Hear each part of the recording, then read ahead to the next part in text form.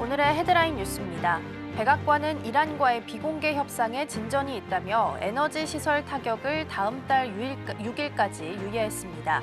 레빗 대변인은 이번 유예가 이란의 일생에 한 번뿐인 기회라며 협상 거부 시 심각한 대가를 치르게 될 것이라고 경고했습니다. 이란 의회가 호르무즈 해협 통행료 징수 법안을 전격 승인했습니다. 미국 등 제재 동참국의 선박 통과 금지 내용도 포함되면서 국제유가 급등과 함께 중동 내 긴장이 최고조에 달할 전망입니다. 세계 최대 이더리움 보유사인 비트마인이 지난주 7만여 개를 추가 매집하며 올해 최대 투자에 나섰습니다. 이로써 전체 공급량의 4%에 육박하는 473만 개를 확보했으며 가격 하락 압박 속에서도 4주 연속 공격적인 매수세를 이어갔습니다. 미국 국제무역위원회가 SK하이닉스의 HBM 특허 침해 여부를 가리기 위한 공식 조사에 들어갔습니다.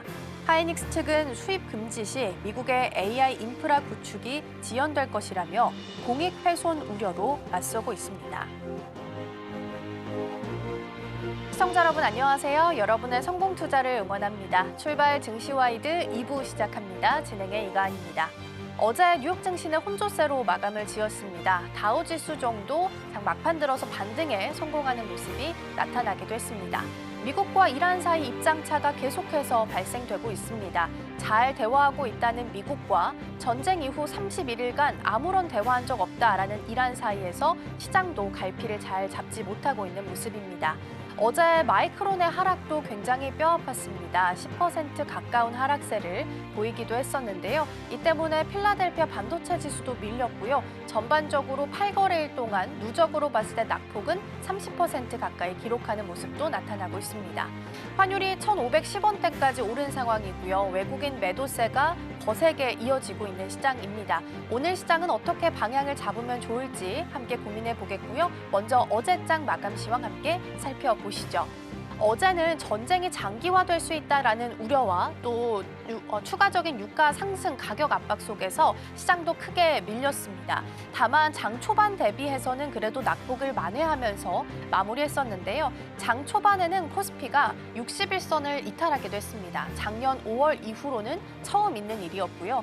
그래도 양시장 모두 낙폭을 줄였던 건 파이낸셜 타임스에 따른 트럼프 대통령의 인터뷰 기사 덕분이기도 했습니다. 대화 잘 진행되고 있다라고 이야기를 했고요. 특히나 파키스탄 외무장관 쪽에서는 미국과 이란 사이의 대화를 며칠 내로 진전을 시키겠다, 중재하겠다라고 코멘트를 내놓게 됐고 이 때문에 미국 선물이 조금씩 반등을 하기 시작했고 우리 시장도 낙폭을 조금씩 축소하면서 움직임이 포착되기도 했습니다. 코스피가 3% 가까이, 코스닥은 3%대 낙폭을 보이면서 일단 5,200선과 1,100선은 지켜주면서 마무리 짓는 모습이었습니다. 다음으로 넘어가 보겠습니다. 외국인이 이날도 코스피 시장에서는 크게 덜어냈습니다. 지금 외국인 투자자 쪽에서 매도세가 거세게 나타나고 있고요. 한 32조 원 정도 누적으로 표현되고 있는 상황입니다. 코스닥도 함께 살펴보도록 하겠습니다. 코스닥 같은 경우에는 외국인과 기관 투자자가 쌍끌이로 덜어내는 모습이었고요. 어느 정도 시장에서는 이제 변수에 주목해야 된다라는 이야기들이 나오고 있습니다. 이제 4월 7일 정도 예정되고 있는 삼성전자의 잠정 실적 발표가 변수가 될 거다라고 이야기 나오고 있는데요. 삼성전자 같은 경우에는 지금 외국인의 그 보유 기준량이 역대 최저치를 기록을 하고 있다고 합니다. 그래서 실적이 잘 나올 걸로 기대되고 있는 상황이기 때문에 이 구간에서 선 매수가 붙어줄 수 있을지 체크해 보셔도 좋겠습니다. 다음으로 준비된 페이지 보겠습니다. 어제 시장에서 우려가 됐던 부분들 좀 짚어보고자 합니다. 호르무즈 해협에 이어서 이제는 홍해가 막힐 수도 있다라는 우려감 속에 다시 한번 시장은 좀 위축되는 모습이 나타났었는데요. 이 홍해 중에서도 바브엘만데브 해협 쪽에서의 우려감이 있었습니다. 우리가 바브엘만데브 해안이 중요한 이유는 그동안 호르무즈 해협에서 나올 수 없었던 루트를 우회해서 나올 수 있었던 통로였기 때문입니다. 호르무즈 해협은 전 세계 에너지 4분의 1이 통과를 하고 있고요. 홍해 같은 경우에는 전 세계 물류의 3분의 1이 지나가고 있는 통로라고 합니다. 근데 2021년에 초대형 컨테이너 운반선인 에버그리노가 좌초가 됐었던 적이 있었는데 이때 6일 동안 통행이 막혔었는데 전 세계 물류의 12%가 막히는 상황까지 발생을 했다라는 부분을 봤을 때는 만약에 정말 홍해가 막히게 되면 더 큰 문제가 발생할 수 있구나라는 게 시장 안에서는 우려감으로 만들어졌습니다.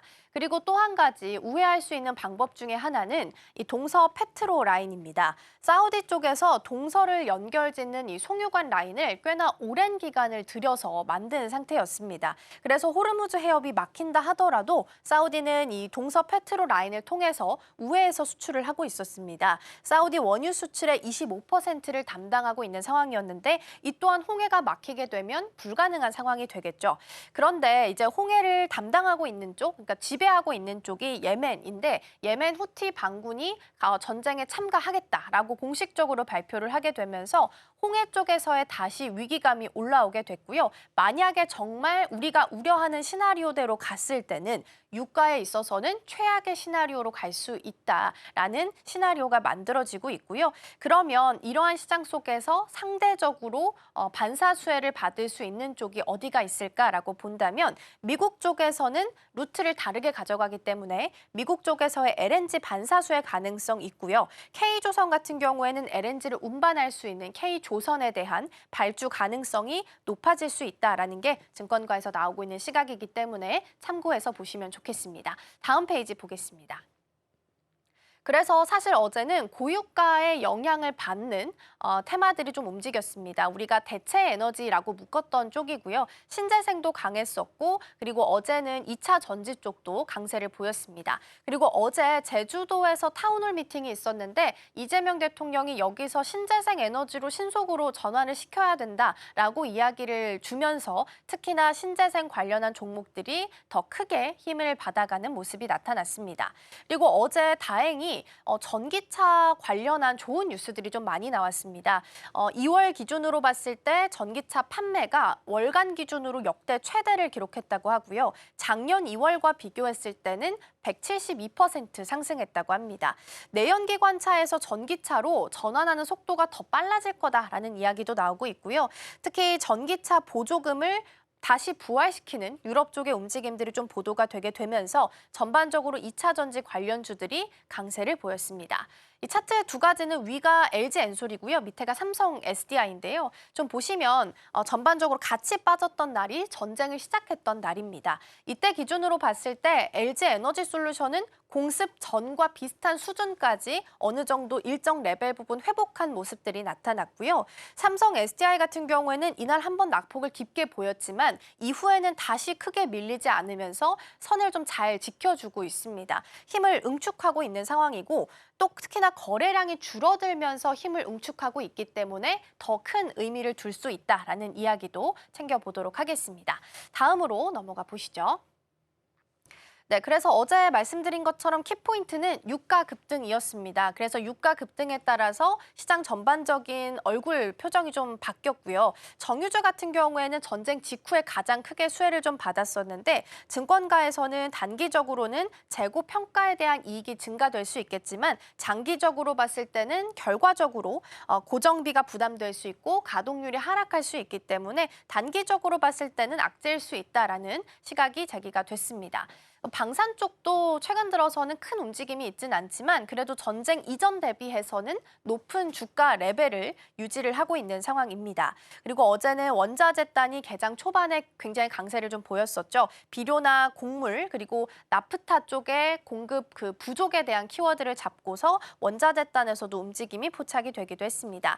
그리고 추가적으로 건설 쪽도 좀 보도록 하겠습니다. 이전에 한번 보긴 했었는데 원전과 이제 전쟁 전후로 해서 계속해서 재건에 대한 기대감이 높아지고 있습니다. 이 러우 재건 때는 사실상 우리 기업들이 수혜를 받을 가능성이 좀 낮다라는 이야기들이 많았었는데 이번에 이제 중동 재건과 관련해서는 이미 우리 기업들이 많이 플랜트를 건설한 이력이 있기 때문에 실제적으로 재건이 이뤄졌을 때는 수혜를 받을 가능성이 높다라는 시각들이 솔솔 좀 나오고 있는 상황입니다. 그래서 전쟁 한 달 그 주요 지수 등락률을 좀 표로 표현을 해봤는데요. 보시면 건설 코스피 쪽에서는 상대적으로 강세를 보이는 모습이 좀 확인이 됐습니다. 그리고 3월 한 달 기준으로 봤을 때 현대건설은 그동안 많이 올라왔었기 때문에 좀 떨어지는 모습이 나타났다면 대우와 DLENC, GS건설 같은 경우에는 한 달간 높은 상승률을 기록했습니다. 지금 대우건설은 무려 한 달 동안 93% 상승한 움직임이 포착되기도 했습니다. 그리고 건설주에 있어서 또 한 가지 체크 포인트가 있다면 PBR에 대한 저평가 부분입니다. 현대건설과 대우건설이 2배이긴 한데 이것도 상대적으로 낮긴 하죠. 근데 그것보다 더 낮은 걸 보시면 GS건설과 DLENC입니다. 지금 PBR로 봤을 때 1배 미만이기 때문에 저평가에 대한 매력도도 더 부각될 수 있다라는 시각들이 만들어지고 있습니다. 그리고 건설 관련해서는 원전에 대한 모멘텀도 여전히 남아있기 때문에 올 한 해 충분히 좀 봐도 괜찮지 않을까라는 시각들이 만들어지고 있습니다. 자, 그래서 오늘은 건설 관련한 내용들 좀 더 자세하게 들여다볼 건데요.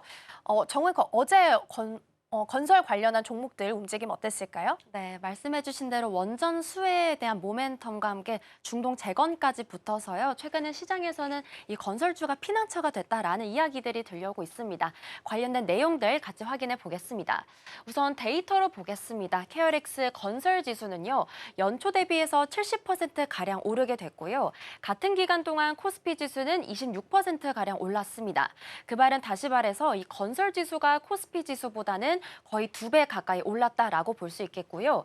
그리고 대우건설도 연초 대비해서 무려 360% 그리고 현대건설도 130%가량 가까이 오른 모습도 확인해 볼 수 있습니다. 제가 오른쪽에 그래프도 하나 가져봤는데요. 주요 건설주 주가 추이와 함께 KRX 건설 지수가 꾸준히 좀 오름세를 보이고 있는 모습 확인해 볼 수 있습니다. 마찬가지로 이번 달 들어서도요. 이 대우건설의 거의 90% 가까이 GS건설과 DLENC도 마찬가지로 두 자릿수 상승률을 보이게 됐는데요. 여기서 가장 포인트는요. 이 건설 업종만이 이 전쟁 이후에 유일하게 전쟁 직전 수준까지 회복했다라는 점입니다. 그렇다면 시장에서는 왜 이 건설주를 유독 좀 눈여겨보고 있을지 같이 이유도 함께 확인해 보겠습니다. 바로 이 건설주에 대한 인식이 달라졌기 때문인데요. 건설주가 사실은 기존에는 아파트를 짓는 이 부동산 가격에 따라 경기에 따라 좀 움직이는 민감 업종으로 좀 분류가 됐는데요. 이제는 중동전쟁 이후로 아무래도 원전에 대한 수요가 같이 늘어났기 때문에 글로벌 원전 수요와 함께 에너지 인프라 기업으로 좀 자리를 바꾼 모습들이 나오고 있습니다. 이뿐만이 아니라요. 아무래도 여기 이런 상황 속에서 한국이 대표적인 시공 파트너로 현재 유력하게 떠오르고 있는 이유가 있습니다. 바로 한국이 2000년대 이후에 원전 시공 건설 경험도 굉장히 많고요. 그리고 UAE 바라카 원전 같은 해외 굵직한 수출 프로젝트를 성공적으로 이행한 경험도 있기 때문입니다. 그래서 앞서 말씀드린 대로 한국이 이 원전을 가장 많이 잘 꾸준히 그리고 해외에서도 지어본 유일한 국가라는 게 현재 증권사들의 평가이고요. 이 현대건설로부터 비롯된 건설주 랠리가 이제는 대우건설을 지나서 GS건설과 DLENC까지로 섹터 전반으로 확산되고 있다라는 움직임까지 확인해 볼 수 있습니다. 그렇다면 건설주를 밀어 올리는 대표적인 세 가지 이유들 함께 체크해 보겠습니다. 다음 장표 확인해 보겠습니다. 네, 원전과 재건, 저PBR이라는 3박자라는 타이틀로 함께 준비해 봤고요. 가장 첫 번째 이유, 대미투자 특별법부터 살펴보겠습니다. 이거는 미국이 상호 관세를 15%로 낮추는 대신에요. 우리가 미국에 총 3,500억 달러를 투자하겠다라는 내용입니다. 제가 표를 하나 가져와 봤는데요. 조선협력 투자에 소요가 되는 1,500달러를 제외한 이 투자인 2,000억 달러를 전력자산 쪽으로 투자를 하겠다라는 내용 내용이고요. 그 내용을 자세히 들여다보면 에너지나 반도체 등이 있습니다. 그중에서 현재 원전이 1호 사업으로 가장 강력하게 좀 부각이 되고 있는데요. 실제로 트럼프 대통령과 회담을 가졌던 김민석 총리도 원전이 현재 유력하게 검토되고 있다라고 직접적으로 언급하기도 했습니다.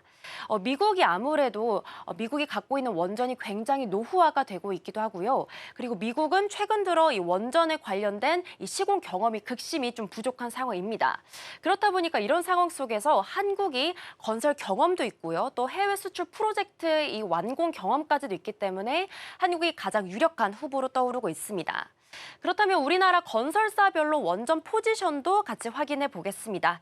우선 현대건설은 웨스팅하우스와 함께 불가리아 쪽, 그리고 이 홀텍이란 기업과 함께 펠리세이드 SMR 쪽 사업을 추진하고 있고요. 그 다음으로 삼성물산도 마찬가지로 뉴스케일 파워와 그리고 GE 베르노바 히타치와 함께 유럽을 넘어서 이제는 동남아와 중동까지도 현재 SMR 포트폴리오를 넓혀가고 있습니다. 네, 대우건설도 체코를 주 무대로 좀 삼고 있고요. 그리고 신한울 1호기와 2호기를 건설했던 GS건설과 DRENC도 현재 원전 수주에 대한 기대감도 함께 받아가고 있습니다. 그래서 많은 증권사 측에서는요, 이 대미투자 특별법을 통해서 단순히 현대건설 외에도 더 많은 건설사들에게 수혜가 좀 옮겨 붙을 것이다라고도 좀 코멘트를 더해주고 있습니다. 네, 다음 장표 넘어가서요, 재건 쪽까지도 확인해 보겠습니다. 네, 중동 전쟁이 일어나고 나서요, 이 이란이 핵심 에너지 인프라 쪽에 미사일과 드론 공격을 하게 됐습니다. 그리고 이런 타격 범위는요, 더 넓어져서 걸프 국가들까지로 좀 번지게 됐는데요. 그렇다 보니까 전쟁이 종료가 되고 난다면 이렇게 무너졌던 시설들을 다시 지어야 되는 이 재건에 대한 수요가 자연스럽게 발생이 되겠죠. 그런데 이 건설업 안에서는요, 통상적으로 이런 인프라를 처음 설계하고 시공했던 업체들이 자연스럽게 보수와 재건까지도 담당해주는 게 기본적인 구조입니다. 그렇다 보니까 이 중동 재건에 대해서 현재 국내 건설사가 1순위 재건 파트너로 떠오르고 있는 이유로 볼 수 있겠고요. 현재 우리나라 좀 현황도 보시면 삼성 E&A가 사우디와 카타르 쪽에, 그리고 현대건설이 UAE 쪽에 주요 공사를 함께 진행 중에 있습니다. 네, 그렇다면 다음 카테고리 함께 넘어가 보겠습니다. 이뿐만이 아니라요, 이 중동 전쟁으로 인해서 앞서 언급드린 대로 에너지 위기에 대한 이 안보에 대한 경각심이 함께 커지게 됐습니다. 그렇다 보니까 원유에 대한 의존도를 낮추고 이 원전에 대한 수요도 같이 구조적으로 증가를 하고 있다 보니까 이 중동 재건뿐만 아니라 이 글로벌 원전 확대라는 두 가지 모멘텀이 자연스럽게 건설주에게 붙고 있다라고 좀 체크해 볼 수 있겠고요. 물론 단기적으로 봤을 때는 아무래도 전쟁이다 보니까 좀 실적에 대한 부담은 있는 건 사실입니다. 하지만 장기적으로 봤을 때는 언급드린 대로 재건 수주에 대한 기회도 있고요. 또 원전 시장에 대한 구조적인 성장까지 모멘텀이 붙고 있기 때문에 이 건설주는 여러 가지 현재 이 중복적인 좀 모멘텀이 붙어 있다라고 볼 수 있습니다. 그래서 증권사 측에서도 장기적으로는 이 재건 수요가 발생할 수 있다라는 점이 긍정적이다라고 좀 이야기를 남겨주기도 했습니다. 네, 다음 장표 넘어가서요, 저 PBR까지도 함께 확인해 보겠습니다. 네, 우선 저 PBR이라고 하면요, PBR부터 좀 개념을 확실하게 잡아야 될 것 같은데요. 주가를 순자산으로 나눈 거죠. 그렇다 보니까 이 기업이 갖고 있는 가치 대비해서 시장에 얼마나 어떤 가격으로 좀 거래가 되고 있는지 기업의 가치를 좀 확인할 수 있는 지표라고 보시면 되겠습니다. 그래서 통상적으로 1배 미만이면요, 자산보다 주가가 낮게 평가되어 있다라고 볼 수 있는데요. 앞서 가은앵커님 말씀해 주신 것처럼 현재 건설주들이 굉장히 낮은 PBR로 거래가 되고 있습니다. 대표적으로 DLENC가 0.4배 정도, 그리고 GS건설도 0.5배 정도로 거래가 되고 있습니다. 그렇다 보니까 이렇게 극심한 저PBR인 상태에 좀 시달리고 있다 보니까요, 정부 차원에서도 이 건설주에 대한 PBR을 올리기 위해서 여러 가지 정부 정책들을 좀 내세우고 있습니다. 우선 3월 18일에요, 이 자본시장 체질 개선 방안을 발표를 하게 됐습니다. 그러면서 이 저PBR 종목들에게 이 태그를 표출해서요, 홈페이지에 공표를 했습니다. 이거는 다시 말해서요, 기업들에게 공개적으로 기업 가치를 올릴 수 있는 어떤 무언의 압박을 주고 있다라고 보시면 되겠는데요. 그런 수단의 일환으로 자사주 소각이라든가 배당 같은 그런 좀 대안책이 있겠습니다. 그래서 건설자들이요, 실제로 이런 부분들을 좀 수행을 하고 있는데, 올해 들어서 5대 상장 건설사의 배당 총액이 작년 대비해서 16%가량 늘어난 6,200억 원대로 좀 늘어나게 됐고요. 건설사들 하나씩 또 자세히 살펴보시면요. 배당도 늘리고 자사주들과 함께 자사주 소각과 함께 이 배당 성향까지도 기존 대비해서 더 늘리고 있는 움직임까지 포착해 볼 수 있겠습니다. 그래서 제가 캡처해온 헤드라인도 함께 보시겠습니다. PBR 0.5배의 굴욕을 맞고 있는 건설주들이 이제는 자사주 소각이라는 배수의 진을 쳐서 각자의 기업 가치를 올리려고 하는 움직임들이 좀 나타나고 있다라는 부분까지 확인해 보겠습니다. 그렇다면 다음 장표로 넘어가서요. 대표적인 건설사들 현황까지도 함께 확인해 보겠습니다. 네, 우선 현대건설입니다. 앞서 언급드린 대로 건설주 랠리의 출발점이라고 볼 수 있는데요. 현대건설은 우리나라 기업 중에 원전 경험도 그렇고요. 인력 수로도 그렇고 압도적인 1위를 차지하고 있습니다. 관련된 인력만 무려 900명에 달한다고 하는데요. 이뿐만이 아니라 현재 웨스팅하우스와 홀텍과도 협력 중이고요. 그리고 불가리아 쪽으로도 좀 사업을 진출하고 있습니다. 그래서 최근에 NH투자증권에서 현대건설 목표 주가를 24만 원까지로 상향 조정하기도 했습니다. 네, 대우건설은 체코 두코바니의 주인공이라는 타이틀 한번 붙여봤습니다. 체코 두코바니뿐만 아니라요. 현재 테물린과 미국 베트남 쪽까지도 사업 포트폴리오를 넓혀가고 있고요. 요르단의 원자로를 EPC 방식으로 수출한 이력까지 있는 기업입니다. 그렇다 보니까 현대건설과 함께 이런 해외 수출 프로젝트를 성공한 경험을 갖고 있는 기업이라고 보시면 되겠고요. 17년 만에 배당을 다시 재개한 만큼 이 주주 환원과 함께 원전 수혜까지 같이 받아가고 있는 기업입니다. 네, 세 번째로는요, DLENC입니다. 마찬가지로 원전 수혜와 PBR 정책 수혜를 받을 수 있는 기업으로 떠오르고 있는데요. 이 DLENC 같은 경우에는 언급드린 대로 현재 PBR이 0.46배로 건설사들 중에서도 가장 낮은 수준에 해당이 되고 있습니다. 그렇다 보니까 관련된 정책 모멘텀을 가장 잘 받아갈 수 있는 기업이고요. 신한울 1호기와 2호기의 시공을 참여하기도 했고요. 그리고 3월 이후로 30%가량 매출이 오른 만큼 후발주자 중에서는 가장 뚜렷한 움직임을 보여주고 있는 기업입니다. 네, 마지막으로 삼성물산까지 확인해 보겠습니다. 현재 뉴스킬 파워와 또 G 베르노바 히타치와 함께 여러 나라들에게 이 SMR 쪽으로 좀 사업을 넓혀나가고 있고요. 뿐만이 아니라 루마니아와 UAE 원자력 공사와도 함께 협력한 이력이 있습니다.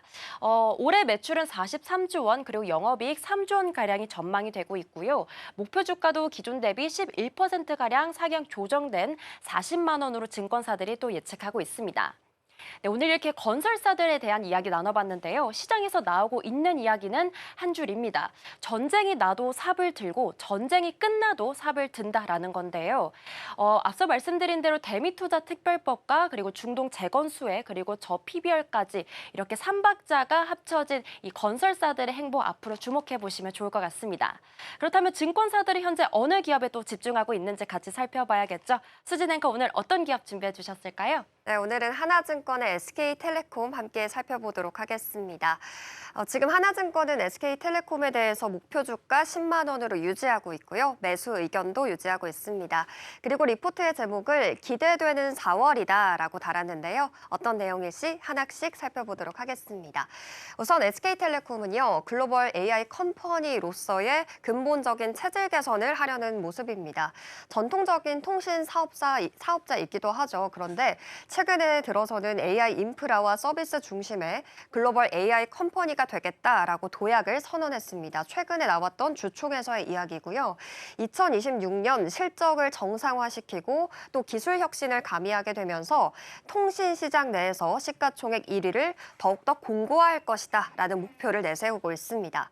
이런 SK텔레콤의 전망을 한번 살펴보겠습니다. 숫자를 짚어볼게요. 영업이익 측면에서 일단 2025년의 잠정 실적이 1조 732억 원 정도로 측정이 되고 있는데 이게 올해 들어서 1조 8,788억 원으로 올라갈 것으로 보여지고 있습니다. 그리고 지금 올해 들어서 2026년부터 본격적으로 실적이 정상화될 것이고 그리고 앞으로 더욱더 성장할 수 있는 궤도에 진입할 것이다 라는 이야기 나오고 있는데요. 구체적인 근거가 무엇인지 다음 장표에서 살펴보도록 하겠습니다. 일단 배당에 가장 주목을 하고 있습니다. 하나증권은 이 배당이 정상화된다라는 부분에 좀 중점으로 리포트를 작성했는데요. 4월 중으로 지금 2026년에 1분기 배당금이 발표가 될 예정입니다. 지금 측정이 된 것으로는 주당 800원에서 900원 정도의 사이로 예상이 되고 있는데 이것이 작년의 일시적인 배당 컷 우려를 해소시키는 부분이기도 하고 이 부분 측면에서 배당이 정상화되면서 좀 주주들이 더욱더 많아지지 않을까 그리고 투자자들이 SK텔레콤에 관심을 갖지 않을까 하는 부분 일단 간단하게 짚어보겠습니다. 그리고 외국인 지분율이 현재 SK텔레콤이 좀 낮은 편인데요. 아직까지 공간의 여유가 있기 때문에 외국인이 충분히 들어올 수가 있다. 그렇기 때문에 글로벌 진출이 되게 되면 이 자금이 들어오게 되면서 충분히 성장할 동력까지 갖출 수가 있다라고 이야기를 하고 있고요. 상반기 중에 국책 AI 사업자로 선정될 가능성도 있습니다. 이 부분의 수혜까지 받아갈 수 있을지 우리가 SK텔레콤 부분에서 한번 체크를 해봐야 되겠습니다. 그리고 또 가장 핵심적인 부분이 아무래도 비과세 배당일 것 같습니다.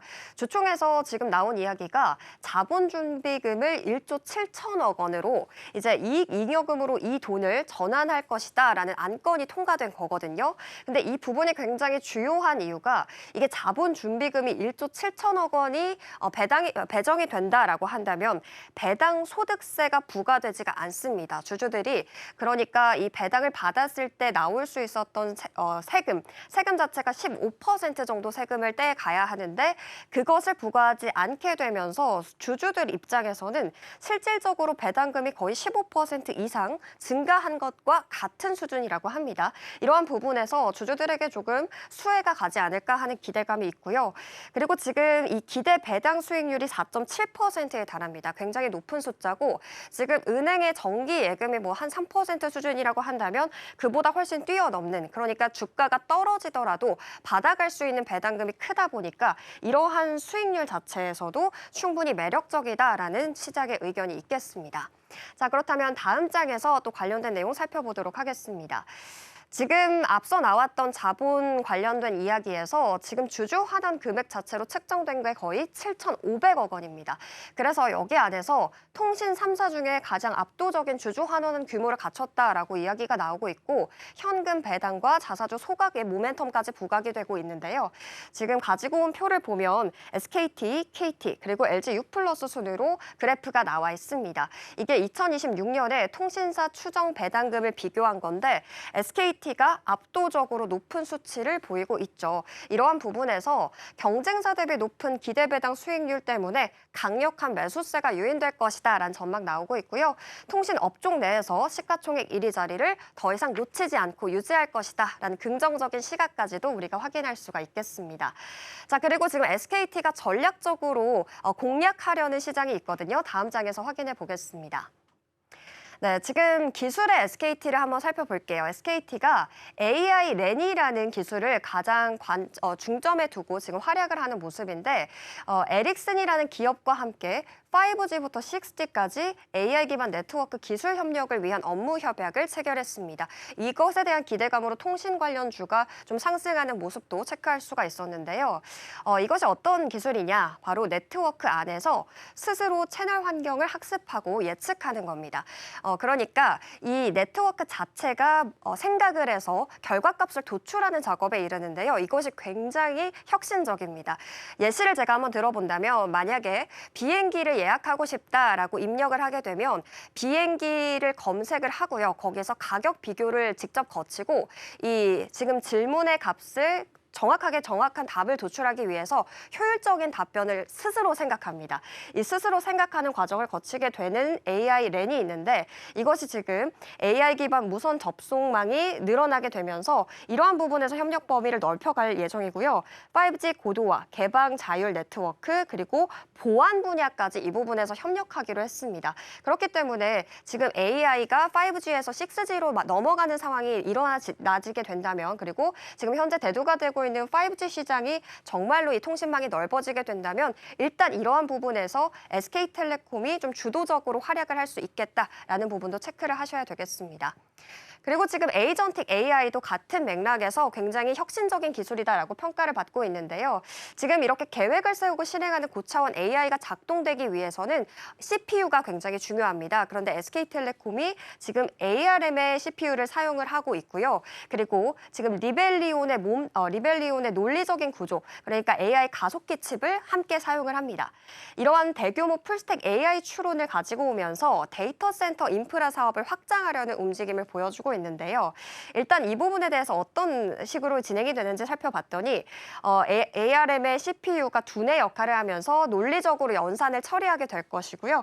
그리고 리벨리온이 근육을 맡아서 이 처리한 연산의 효율을 극대화시키면서 속도를 빠르게 전환하게 됩니다. 그리고 영호는 SKT인데요. SKT가 독자적으로 개발하고 있는 AI를 붙이게 되면서 이 부분에서 대체 불가능한 AI 데이터 센터 그리고 AI 서비스를 제공하겠다. 패키지 토탈 솔루션을 제공하겠다는 게 SK텔레콤의 목표입니다. 자, 그렇다면 다음 장에서 이 부분 구체적으로 더욱더 살펴보도록 하겠습니다. 이것이 AIDC, 그러니까 AI 데이터 센터가 그렇다면 어떤 경쟁력을 가지고 있냐. 지금 SKT가 바라보는 지금 AI 데이터 센터의 가장 중요한 수혜는요, 바로 저전력과 고효율입니다. 지금 AI 데이터 센터를 생각을 해본다면 가장 큰 문제가 전력 비용이 너무 많이 들고 엔비디아의 칩을 구하기도 그리고 너무 비싸다는 점도 굉장히 어려운 문제로 꼽히고 있습니다. 그런데 지금 이 SKT가 마련한 이 데이터 솔루션 안에서는 엔비디아 GPU 대비해서 전력 소모가 굉장히 낮고요. 그리고 에이전틱 AI 처리 속도가 또 빨라질 수가 있기 때문에 이러한 부분에서 고효율적인 작업이 가능하다라는 게 내세운 경쟁력이고요. 그리고 소버린 AI도 있겠습니다. 이것이 국가나 기업 안에서 데이터를 안전 보관하는 건데요. AI 박스 자체를 그 국가, 그 기업 안에 직접 가지고 가게 되면서 다른 유출이나 그 보안적인 부분에서 굉장히 효율적으로 안전하게 지켜줄 수가 있다고 합니다. 이런 자체 AI 공장을 가질 수 있는 패키지 솔루션 자체를 제공하다 보니까 LLM 관련된 기반의 AI와는 차별화될 수 있다라는 부분 체크하셔야 되겠습니다. 이렇게 AI 인프라 전체를 수출하는 구조이고 이것이 앞으로 고수익 사업으로 진화가 될 수 있다라는 부분이 하나증권의 의견입니다. 그리고 지금 SKT가 또 도약하고 있는 부분이 투자 부분인데요. 케이만 제도, 영국 케이만 제도에 지금 투자 법인을 설립했습니다. 이름은 포레스트 AI 인베스트먼트입니다. 일단 케이만 제도 자체가 법인세나 자본 이득세가 없습니다. 그렇기 때문에 여기 안에서 글로벌 이 투자 은행을 만들고 투자 허브를 만들겠다라는 이야기고요. 이렇게 동력을 만들어낸 이유 자체가 엔트로픽 투자로 너무나 성공을 했기 때문입니다. SKT가 이 엔트로픽 투자로 인해서 지분 장부가액이 1조 3,800억 원을 달성했습니다. 거의 기존에 가지고 있었던 투자 금액의 10배의 수익을 여기서 챙기다 보니 앞으로 글로벌적으로 이 투자 자금을 모아서 더욱더 공격적인 펀드 조성에 가속화해야겠다라는 움직임이 나타나게 된 거고요. 그리고 지금 이 사업 안에서 40여 개의 지금 KAI 얼라이언스로 다양한 KAI 기업들이 참여하고 있습니다. 그렇기 때문에 이러한 부분에서 앞으로 기술 협력도 더욱더 강화될 수가 있다는 부분 체크할 수가 있겠습니다. 자, 이렇게 SKT 관련된 내용들 살펴봤는데요. 전거래일의 흐름도 한번 살펴보겠습니다. 네, 어제 전거래 SKT 2% 정도 하락하면서 78,000원 선에서 종가 형성했습니다.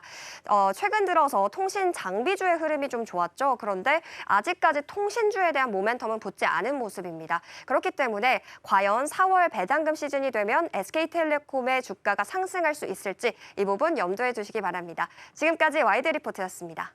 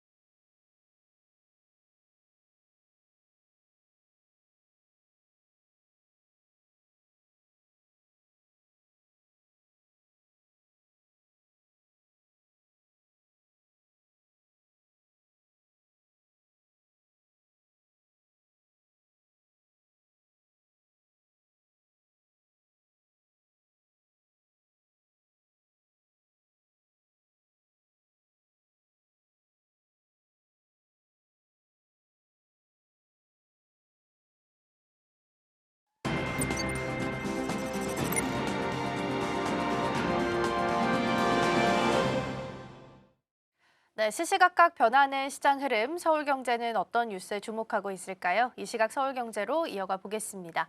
이정화 앵커 나와 계십니다. 어서 오세요. 안녕하세요. 네, 삼성전자 파운드리 먼저 좀 살펴볼 텐데요. 삼성전자가 2028년에 실리콘 포토닉스 양산 로드맵을 공개를 했습니다. 실리콘 포토닉스가 최근에 광섬유, 광통신 이야기할 때 이야기가 많이 거론이 됐었던 기술이긴 한데요. 어떤 기술인지 자세하게 들여다보겠습니다. 네, 우선 전기 대신에요, 빛으로 데이터를 주고받는 차세대 반도체 기술이라고 볼 수 있습니다. 지금 반도체는 구리 회로로 이 전기 신호를 주고받는 방식이라고 볼 수 있는데요. 실리콘 포토닉스는 이 전기 대신에 빛을 쓰기 때문에 데이터 전송 속도가 비약적으로 빨라지게 됩니다.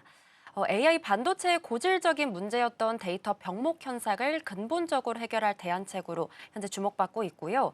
삼성전자는 그저께 미국 로스앤젤레스에서 열린 OFC 2026 학회에서 28년도부터 이 기술을 양산하겠다는 로드맵을 공개했습니다. 내년까지 이 기반 기술 확보에 집중을 하고요. 그리고 28년도부터는 AI 반도체와 본격적으로 결합하는 일정인데요. 29년도에는 GPU와 HBM을 결합한 패키징 칩에도 이런 실리콘 포토닉스를 함께 넣는 구조로 확장이 됩니다. 엔비디아가 가장 적극적으로 움직이는 기술이기도 합니다. 젠슨학 CEO는 공식 행사마다 이 실리콘 포토닉스를 언급하고 있고요. 또 최근 관련 기업 루멘텀에 3조 원가량을 투자하기도 했습니다. 그래서 결론적으로는 삼성전자가 실리콘 포토닉스 양산을 확보하는 28년도부터는 TSMC와의 승부를 겨루게 되는 게 현재 업계 시각입니다. 네, 그리고 사실 최근에는 TSMC랑 이제 물량에 있어서도 TSMC가 워낙 공정이 꽉 차 있다 보니까 삼성전자가 반대로 수혜를 받을 가능성이 높다라는 이야기 자주 좀 나눴었는데요. 실제적으로 삼성전자의 파운드리 공장 가동률은 어느 정도까지 지금 올라와 있는 상황일까요? 네, TSMC 포화가 심화되고 있는 가운데 삼성 파운드리 가동률이 빠르게 치고 올라오고 있습니다. 업계에 따르면 TSMC의 2나노 이하 공정은 28년도까지 예약이 끝난 것으로 알려져 있는데요. 2030년 양산 목표인 미국 애리조나 4공장은 착공 전인데도 불구하고 이미 주문이 마감이 됐습니다. 전 세계에서 2나노 공정이 가능한 업체는 TSMC와 삼성전자 단 두 곳뿐이죠. 삼성전자의 2나노 수율이 60%를 넘어선 것으로 최근 알려지면서 의미가 더더욱 커지고 있습니다. 통상적으로 60%라는 숫자는요, 안정적인 양산의 기준점으로 보는 수율인데요. 실제로 삼성전자는 지난해부터 테슬라와 애플, AMD 같은 빅테크와 협력 범위를 넓혀오기도 했고요. 그리고 현재 공장 가동률도 80% 수준으로 올라온 것으로 알려졌습니다.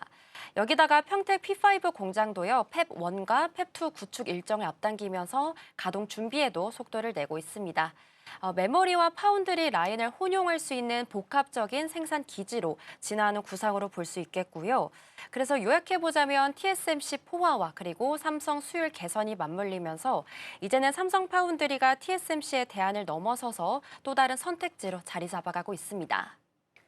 네, 거기다가 삼성전자가 R&D에 굉장한 많은 돈을 투자한다라고 밝혔죠. 무려 110조 원을 쏟아부으면서 턴키 전략을 추진하고 있는데요. 실제적으로 경쟁 우위가 만들어지게 되려면 어떤 조건들이 상대적으로 필요하게 될까요? 네, 바로 수율과 설계 그리고 패키징이라는 세 분야가 동시에 맞물려야 좀 경쟁 우위가 생긴다고 볼 수 있습니다. 삼성전자는 턴키 솔루션 모델을 26년도까지 최종 완성하는 것을 핵심 전략으로 현재 추진하고 있습니다. 투입되는 예산은 말씀해 주신 대로 110조 원 정도에 달하게 되고요. 빅테크들이 HBM과 파운드리 그리고 패키징을 따로 조달하는 비효율을 없애고 싶어하는 이런 수요와 맞아떨어지는 전략이라고 볼 수 있습니다. 삼성은 이에 맞춰서요, 3에서 5년 단위의 장기 공급 계약 확보에도 나서고 있습니다.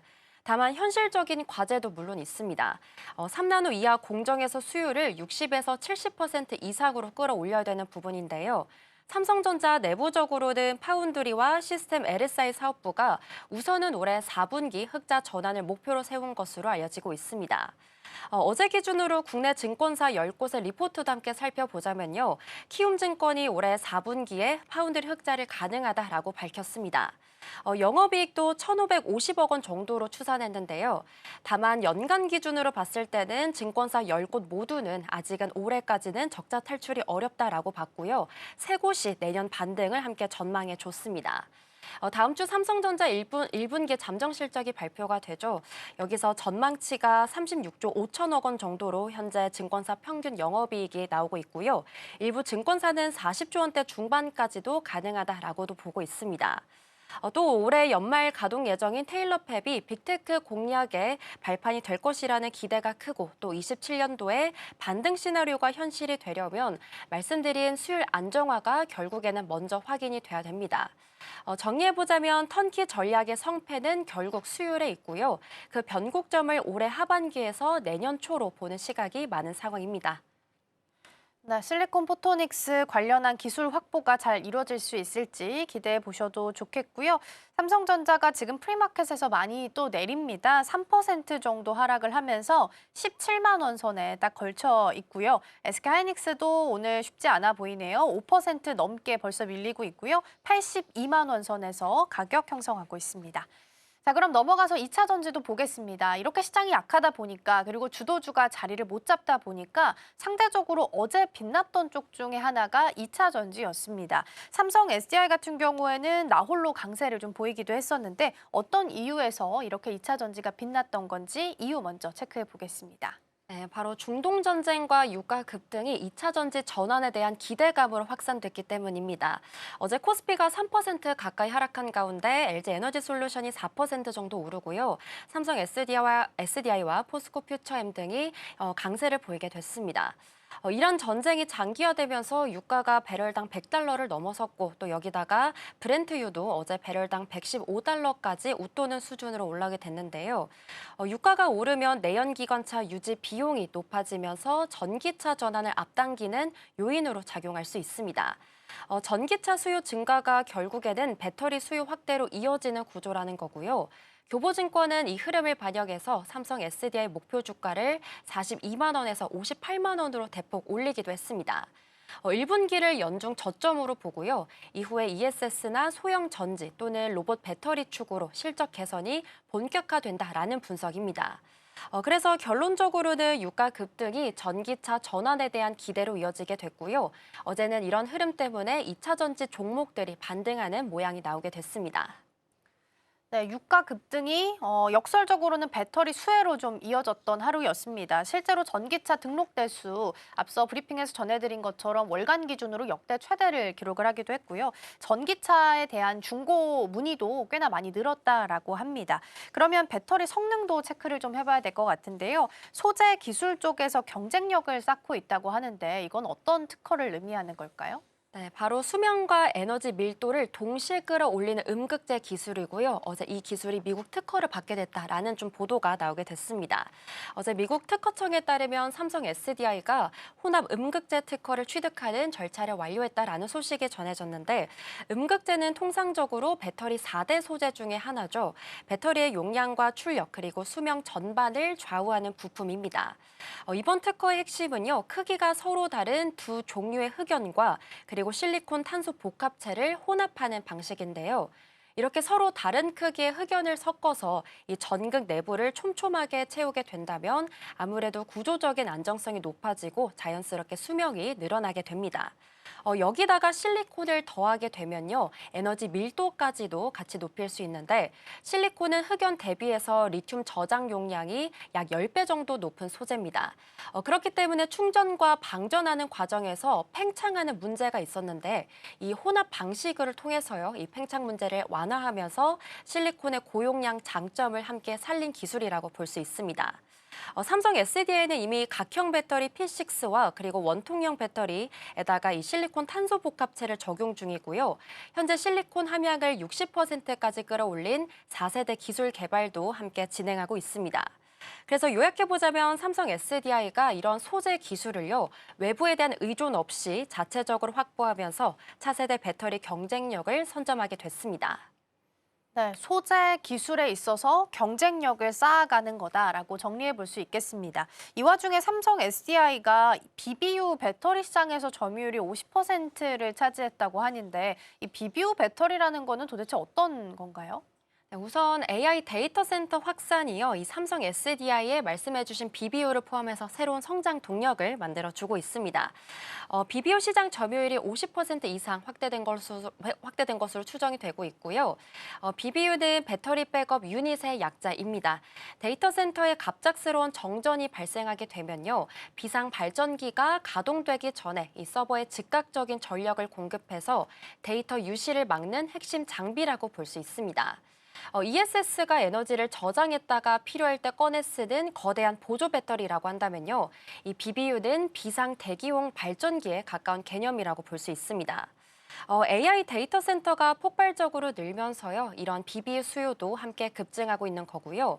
삼성 SDI는 원통형 배터리 매출에서 BBU 비중이 지난해에는 11%였는데 올해는 13에서 최대 15%까지 오를 것으로 현재 전망되고 있습니다.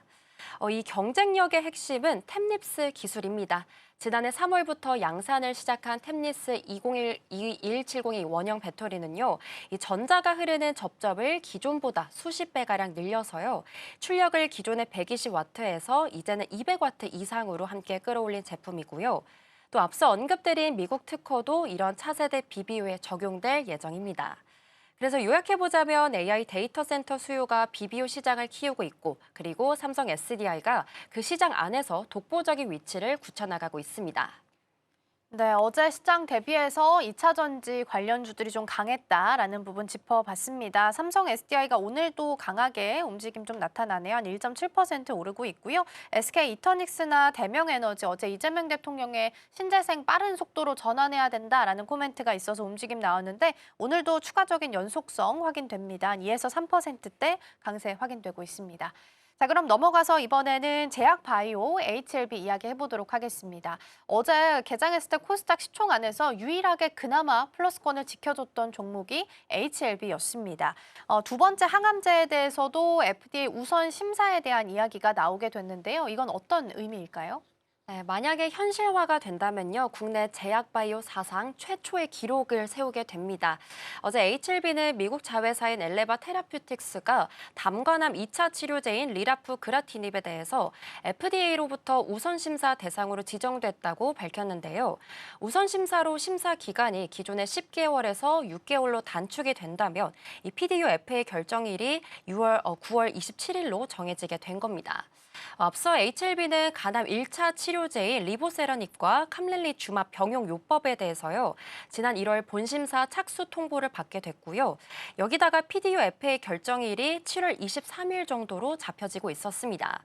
그런데 이 두 약물이 모두 허가를 받게 되면 HLB는 한 해에만 무려 항암제 2개를 미국에서 허가받는 대기록을 세우게 됩니다. 리라프그라티닙은 기존 허가된 경쟁 약물보다 높은 47%라는 객관적인 반응률을 입증해 줬는데요. 경쟁력 있는 임상 데이터가 우선 심사 지정으로 이어지게 된 겁니다. 그래서 결론적으로는 이렇게 2개의 FDA 결정이 연속으로 기다리고 있는 하반기가 HLB의 최대 분기점이라고 볼 수 있습니다.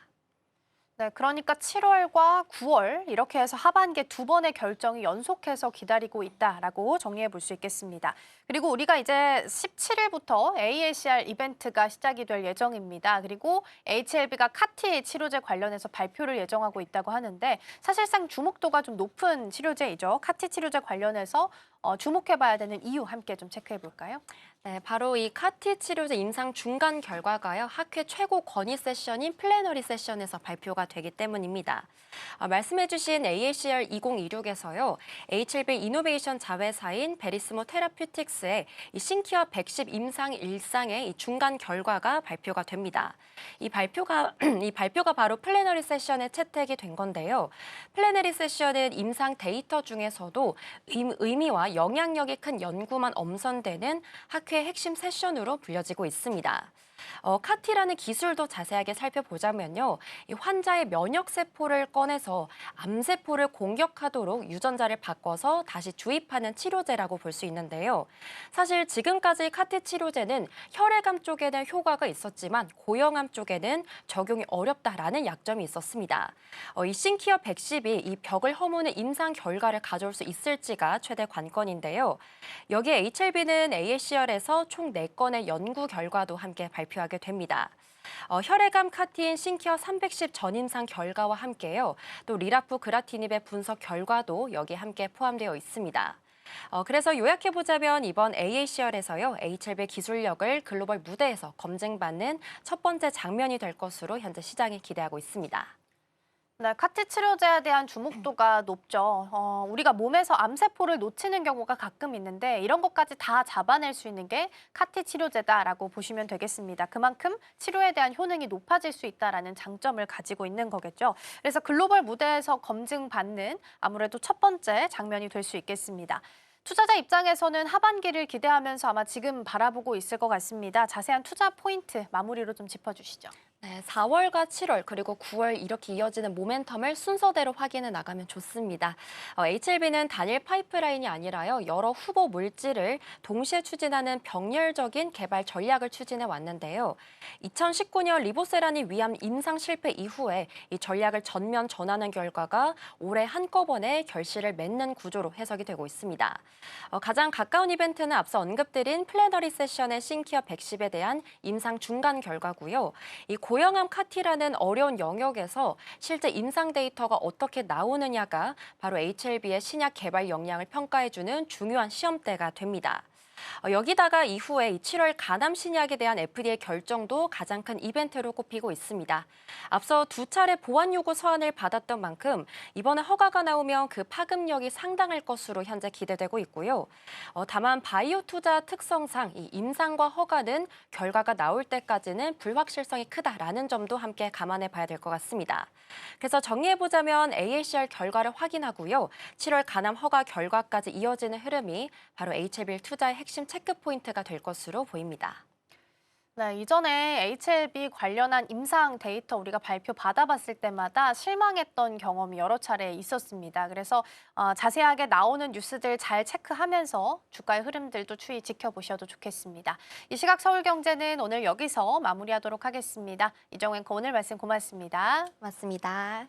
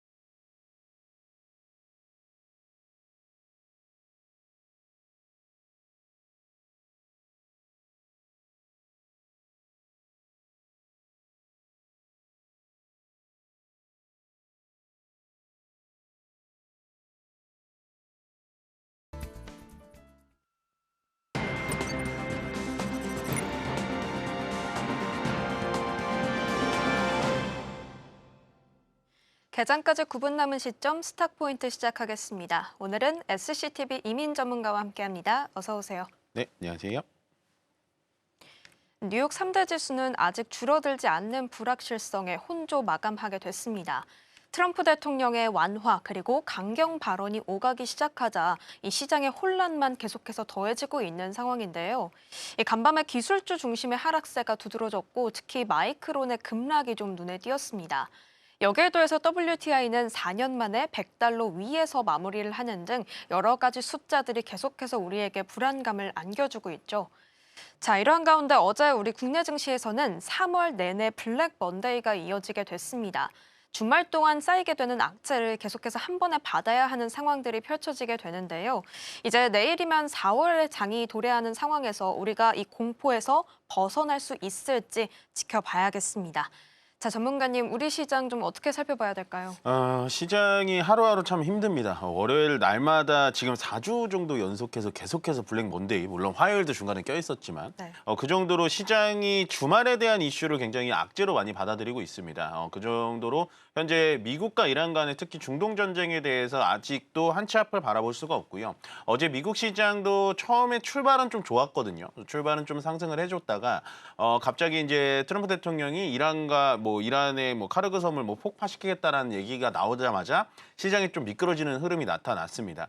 어제 미국 시장을 좀 리뷰를 드리자면요. 전체적인 종목들이 많이 떨어졌는데 그중에서 중심적으로 일단은 하드웨어 쪽인 샌디스크라든지 마이크론 테크놀로지 이런 종목들, 반도체 관련 종목들이 떨어지다 보니까 아마 우리 시장도 오늘 하락폭이 좀 크게 나타나면서 시작될 가능성이 높습니다. 여전히 우리나라는 삼성전자, SK 하이닉스가 시가총액 비중을 많이 차지하고 있기 때문에 아마 시장은 좀 하락돼서 시작될 가능성이 높은데 일단은 오후장까지 어떻게 되는지 지켜보시는 게 가장 좋을 것 같고요. 여전히 외국인들의 매도세가 사실은 계속해서 부담스러운 건 맞습니다. 거기에 따라서 일단은 좀 대응을 해보셔야 되는데 늘 말씀드렸던 이제 현금 비중을 좀 가져가셔라라고 말씀을 드렸지만 아마 지키지 못하시는 분들이 되게 많은 것 같더라고요. 제가 한 달 내내 말씀을 드렸는데 그만큼 시장에 오늘은 또 반등이 안 들어올 수는 있겠지만 여전히 조금은 관망하시는 방법이 가장 좋다. 내가 지금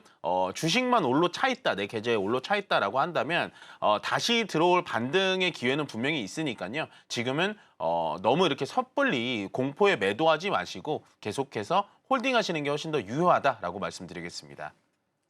네, 관망의 자세로 지켜봐야 하는 거는 알지만 진짜 사면초가인 것 같아요. 사지도 못하고 팔지도 못하는 장세가 좀 연출이 되고 있는데 그래도 내일이면 이제 4월장이 도래하게 되는데 실적을 좀 주목해라라는 이야기도 있잖아요. 내일 바로 이제 한국 수출입 동향이 나오기도 합니다.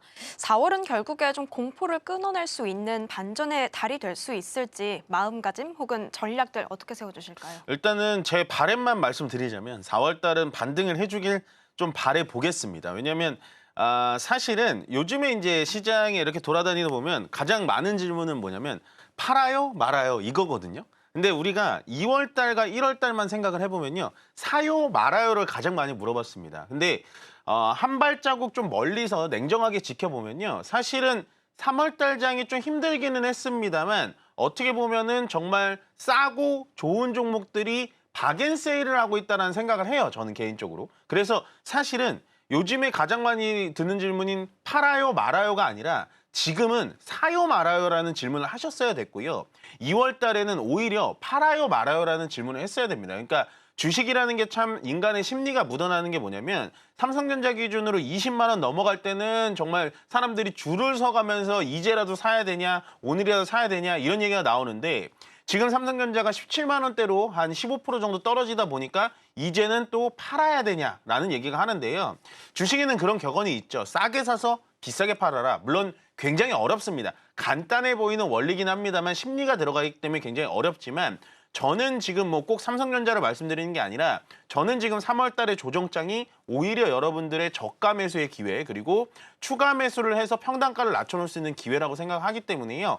정말로 장기적으로 본다면 저는 다시는 오지 않을 조금은 저가 매수를 노려보시는 게 훨씬 더 지금 시장에서는 유리하지 않을까라고 정리드리겠습니다.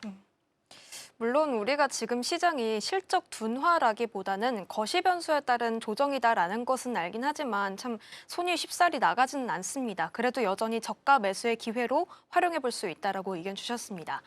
자, 이런 가운데 환율도 계속해서 부담을 주고 있죠. 야간 거래에서 환율이 1,520원을 돌파하기도 했습니다. 이제 내일이면 국채지수 편입 이슈가 있어요. 그렇다면 외국인의 새로운 자금이 들어올 그런 기대감이 발현이 될 수 있는 상황인 건데 이를 기점으로 환율이 하락하거나 혹은 새로운 유동성을 좀 기대해 볼 수가 있는 걸까요? 일단은 WGBI 말씀하시는 것 같은데 시장에는 굉장히 긍정적이라고 보여집니다. 왜냐하면 일단은 채권을 사려고 하면은 달러를 원화로 바꿔야 되기 때문에요. 원화에 대한 강세가 나올 수 있을 거라고 보여집니다. 다만 4월 1일 땅 치자마자 이제 원달러 환율이 꺾이지는 않겠죠. 그렇지만 결과론적으로 우리나라에 들어오지 않았던 외국인 외부 자금이 80조에서 한 100조, 맥스 한 100조 정도로 예상하고 있는데 100조가 11월 달까지 들어온다라는 건 뭐 더할 나위 없는 호재라고 보여집니다. 그렇기 때문에 만약에 일단 4월 1일부터 세계 채권 지수에 편입이 된다라고 한다면 저는 원달러 환율은 어느 정도 좀 안정화가 될 거라고 좀 장기적으로 보고 있고요. 거기에 따라서 일단은 미국과 이란 간의 전쟁이 만약에 저는 이번 주가 또 클라이막스라고 또 잘은 모르겠지만 좀 예정을 한다면 그렇게 된다면 원달러 환율은 지금은 이제 1,500원대 이상 1,500원 20원까지도 갔는데 그 이하까지 좀 떨어지기를 좀 바라면서 일단은 좀 긍정적인 모습을 보여주지 않을까라고 예측해 보겠습니다. 뭐 확실히 새로운 수급을 좀 기대해 볼 수 있는 영역은 맞을 것 같습니다. 자, 이러한 가운데 앞서 언급드렸지만 마이크론이 간밤에 10% 급락하기도 했고요. 삼성전자와 SK하이닉스도 터보 퀀트 때문은 아니더라도 연일 부진을 겪고 있습니다. 이러한 가운데 삼성전자가 일단 오늘 14조 원의 자사주 소각 카드를 다시 꺼내들게 됐습니다. 과연 이 주주 환원 카드가 이 주가 방어에 좀 힘이 될 수 있을까요?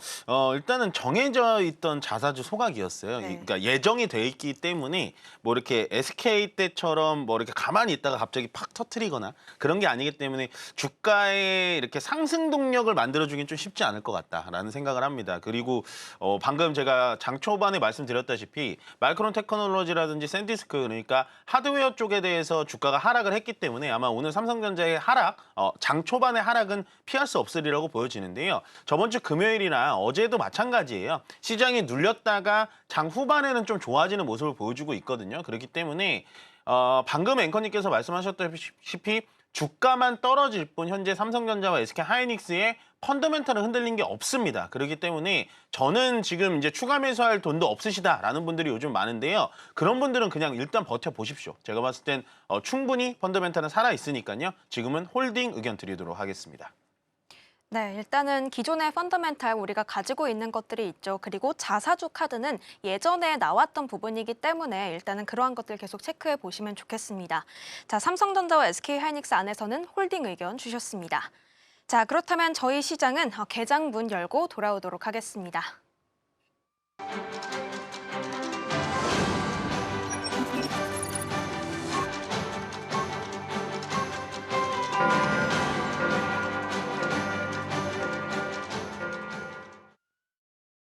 네, 3월 31일 화요일장 문을 열었습니다. 우리 시장 오늘 3월의 마지막 거래일인데요. 일단은 간밤에 기술주가 또 하락을 했고 국제유가까지 급등을 하게 되면서 우리가 짊어져야 할 짐은 점점 더 무겁기만 하는 것 같습니다. 일단은 우리 시장 어제도 사실 삼고 압박이 커졌죠. 환율이 좀 또 급등을 했기 때문입니다. 여기에 더해서 외국인의 이탈까지 멈춰지고 있지 않은 상황들인데요. 일단은 이제 내일이면 4월인데 과연 반전의 서막이 될 수 있을지 혹은 또 다른 인내의 시작일지는 내일장을 통해서 한번 또 시작을 지켜봐야겠습니다. 자, 일단은 현재 우리 시장 분위기 지수부터 한번 체크해 보겠습니다. 네, 일단 양시장 하락으로 좀 시작을 하고 있습니다. 코스피의 낙폭이 조금 더 두드러지네요. 2.53%의 내림세 시원하면서 5,100선에서 지금 시작하고 있습니다. 반면 코스닥은 0.87%의 약세로 시작을 하고 있고요. 1,096선에서 움직이고 있습니다. 자, 그렇다면 시가총액 상위주들의 움직임 코스피로 먼저 확인을 해보도록 하겠습니다. 일단은 전반적으로 5가지 종목 모두 약세다 보니까 지수도 함께 좀 내려가고 있는 양상인데요. 삼성전자와 SK하이닉스의 낙폭이 오늘도 좀 깊습니다. 삼성전자는 3%대, 하이닉스는 5.61%의 하락세를 연출해주고 있습니다. 일단은 장이 시작하기 전에 삼성 쪽에서는 14조 원 규모 앞서 설명드렸듯이 자사주 소각을 발표하기도 했었죠. 이러한 내용이 오늘 장 마감까지 어느 정도의 지지선이 될 수 있을지도 한번 체크를 해봐야겠습니다. 다음 주 4월 7일에 실적 발표가 있다는 점도 함께 염두에 두시면 좋겠습니다. 자, LG엔솔이 지금 3위권에 자리하고 있는데요. 0.85%의 약세 5위권으로 다시 있는 모습이 확인되고 있습니다. 1.34%의 하락세가 나오고 있고요. 현대차도 마찬가지로 1%의 내림세에 시연하고 있습니다. 자, 코스닥 시총 상위로 한번 이동해 보도록 하겠습니다. 에코프로와 레인보우 로보틱스는 빨간불을 켜주고 있는 양상이네요. 일단 최근 흐름 속에서 강했던 시총 상위권단의 바이오, 이 삼천당 제약과 알테오제는 오늘 쉬어가는 흐름입니다. 특히 삼천당 제약의 낙폭이 조금 큰데요. 8%대의 급락세가 나오고 있다는 점이 지금 체크가 되고 있습니다. 에코프로 다시 하락 전환했고요. 에코프로 BM과 함께 약보합 그리고 1%대의 하락세 연출해주고 있습니다. 알테오젠도 마찬가지로 내림세 보이고 있고요. 앞서 말씀드렸다시피 레인보우 로보틱스는 1.67% 오르면서 54만 7천 원에서 위치하고 있습니다. 자, 수급 상황으로 한번 이동해 보도록 하겠습니다. 코스피 매매 동향인데요. 외국인이 어제까지 8거래일 연속 매도 흐름을 이어갔죠. 오늘도 덜어내면서 시작을 하고 있습니다. 기관과 함께 매도 포지션에 위치하고 있고 역시나 개인은 유가증권 시장에서 사는 모습을 보이고 있습니다. 자, 코스닥 수급으로 이동해 보도록 하겠습니다. 네, 같은 양상을 보이고 있네요. 개인이 지금 순매수 포지션 위치에 있고 외국인과 기관이 함께 순매도 우위에 위치해 있는 상황입니다. 이 수급 상황이 또 장 마감까지 어떻게 이어지게 될지 외국인의 이탈은 언제쯤 멈춰지게 될지 한번 또 지켜봐야 될 부분들이 되겠습니다. 자, 예상했던 부분이기도 하지만 일단은 역시나 좀 약세 출발을 하고 있네요. 오늘 개장 분위기 좀 어떻게 보시나요? 일단은 뭐 예상했던 대로 시장이 조금 밀리면서 시작을 하고 있습니다. 코스피 기준에서 좀 더 많이 밀리고 있는 건 여전히 반도체 중심의 삼성전자 하이닉스가 좀 크게 밀리다 보니까 코스닥보다 조금 더 밀리는 것 같고요. 일단 상승된 종목 수가 현재 기준에서 한 500개 정도밖에 되지 않는다라는 건 결국엔 내가 10개 종목 갖고 있으면 오늘 올라간 종목이 1개 내지 2개밖에 되지 않는다라는 겁니다. 현재 그만큼 시장은 약간은 좀 삭막하게 시작은 되고 있는데 일단은 아까 제가 말씀드렸다시피 오후장이 어떻게 회복을 되는지 좀 지켜봐줘야 될 것 같고요. 특별히 눈에 띄는 지금 섹터가 보이진 않습니다. 코스피 200 쪽에서는 뭐 하나오션, 삼성중공업, 한국카본과 같은 약간 조선 쪽이 요즘에 좀 많이 눌려줬다가 조선 쪽에 좀 올라가지고 있는데 크게 어떤 이슈가 있거나 해서 올라가는 것 같지는 않고요. 뭐 워낙에 많이 떨어졌기 때문에 수급이 지금 갈 데가 없다 보니까 같이 그냥 올라가는 흐름이다라고 보시면 될 것 같고 반면에 코스닥은 코스피보다 좀 강해지고 있는데요. 역시나 기술주 중심의 로봇 관련된 종목들이 오랜만에 좀 올라가지고 있습니다. 로보티즈가 7%가량 좀 올라가지고 있고 그 외에 바이오 종목들도 같이 조금은 좀 올라가지고 있다라고 정리를 좀 해드리고 싶습니다. 딱히 어떠한 섹터가 좀 크게 올라간다라는 느낌은 좀 없는데 덜 밀리는 섹터는 확실히 있죠. 지금은 보시면 반도체 쪽이 좀 많이 밀린다고 하면은 물론 오늘 로보틱스 쪽이 좀 올라가고 있기는 합니다만은 2차 전지가 여전히 크게 밀리지 않고 있다라는 건 결국에는 지금 2차 전지가 어떤 섹터로 올라가고 있냐. 물론 뭐 전기차 등록 대수가 좀 올라가고 있다 뭐 이런 얘기가 나오고 있긴 있습니다만 저희가 이 스탁포인트 시간에도 좀 많이 말씀드렸다시피 2차 전지는 이제는 ESS 쪽으로 보셔야 된다. ESS 쪽으로 보실 거면 역시나 신재생 에너지 쪽에 태양광, 풍력, 수소, 원전에는 ESS가 무조건 따라 들어가야 된다라고 말씀을 드렸습니다. 거기에 따라서 신재생 에너지에 대해서 트레이딩이 좀 어렵다고 한다면 ESS 쪽에 2차 전지를 보셔라라고 말씀을 드렸는데 여전히 오늘은 이제 양봉을 보여주고 있지는 않지만 여전히 시장의 낙폭 대비해서는 좀 잘 버텨주고 있는 테마가 아닐까. 그래서 앞으로도 2차 전지 ESS 쪽은 여전히 조금 관심 가져보자라고 말씀드리겠습니다. 네, 이러한 가운데 지금 삼성전자가 17만 원 선이 깨지게 됐네요. SK하이닉스의 낙폭은 조금 더 커지고 있는 분위기입니다. 자, 일단은 우리가 그래도 기대해 볼 수 있는 게 4월에 예정되어 있는 반도체 투톱의 실적이 될 것 같아요. 1분기 영업이익 전망은 강하고 여전히 이쪽에서 가지고 있는 믿음은 유지되고 있죠. 매크로 변수에 좀 많이 눌리고 있는 분위기기는 하지만 호실적이 이 분위기를 반전시킬 수 있을지 궁금합니다. 호실적만으로 되는 걸까요? 아니면 추가적인 조건이 더 필요한 걸까요? 일단은 좀 봐야 될 것 같은데 실적은 좀 나와줘야 될 것 같아요. 삼성전자 잠정 실적이 다음 주에 예상이 돼 있는데 지금 이제 예상은 한 32조, 33조 정도로 예상하고 있는데 사실은 이제 컨센서스 대비해서는 좀 낮게 예측이 되고 있는 거거든요. 그래서 컨센을 뚫으려면 일단 무조건 40조가 나와줘야 된다. 그래야 삼성전자가 안 빠지고 올라갈 가능성이 있다. 만약에 40조가 영업이익이 나오지 않으면 삼성전자는 조금 더 빠질 겁니다. 그러면 빠지면 그게 싫어서가 아니라 빠지면 그때도 또 매수 기회로 찾아보시는 게 좋아요. 그러니까 삼성전자 얘기하면 제가 말이 좀 길어지는데 요즘에 삼성전자를 가지고 힘들어하시는 분들이 많아요. 왜 그러냐면 이제 삼성전자가 좋다라고 얘기하는 저도 이제 책임이 있겠지만 떨어질 때마다 사시는 거거든요. 사실은 추가 매수라는 거는 분할로 매수를 해서 떨어지면은 이 정도 떨어지면 좀 많이 떨어졌네 하면서 차근차근히 모아가라는 얘기인데 떨어지면 지금 삼성전자가 한 7거래일 연속해서 빠지고 있는데 맨날 떨어질 때마다 사니까 힘들다는 분들이 많아요. 그렇지만 저는 그렇게 추가 매수라기보다는 약간은 좀 분할 매수를 할 때도 분할 매수로 관점에서 접근하시는 게 좋다라고 보여지고 본론으로 돌아간다면 일단 삼성전자의 잠정 실적이 굉장히 중요하다라고 말씀을 드리고 싶습니다. 그래서 4월 달에는 아마 실적 대비해서 실적이 좋은 기업들이 올라갈 가능성이 높은데요. 삼성전자만 딱 말씀드리면 일단은 영업이익 40조는 찍혀야 된다라고 말씀드리겠습니다. 우리가 그래도 40조라는 숫자가 좀 찍혀야 시장이 기대했던 반응이 좀 나오지 않을까라고 의견을 주셨습니다. 자, 그럼 이제 시선을 2차 전지 쪽으로 한번 이동해 볼까 해요. 오늘 앞서 말씀해 주셨다시피 반등이 어제만큼의 강한 탄력도가 나오고 있지는 않지만 시장 대비했을 때는 그래도 선전 잘 버텨주는 모습들이 나오고 있습니다. 2차 전지의 위상이 이제 좀 달라진 건가 싶어요. 전기차 수요가 회복이 되고 있다. 국내에서뿐만 아니라 유럽 쪽에서도 반등 조짐이 나오고 있다라고 하는데 그렇다면 우리가 이런 시그널들을 본업 회복에 개선이 나오고 있다라고 봐도 되는 걸까요? 일단은 전기차 등록 대수가 늘어나고 있다는 건 팩트예요.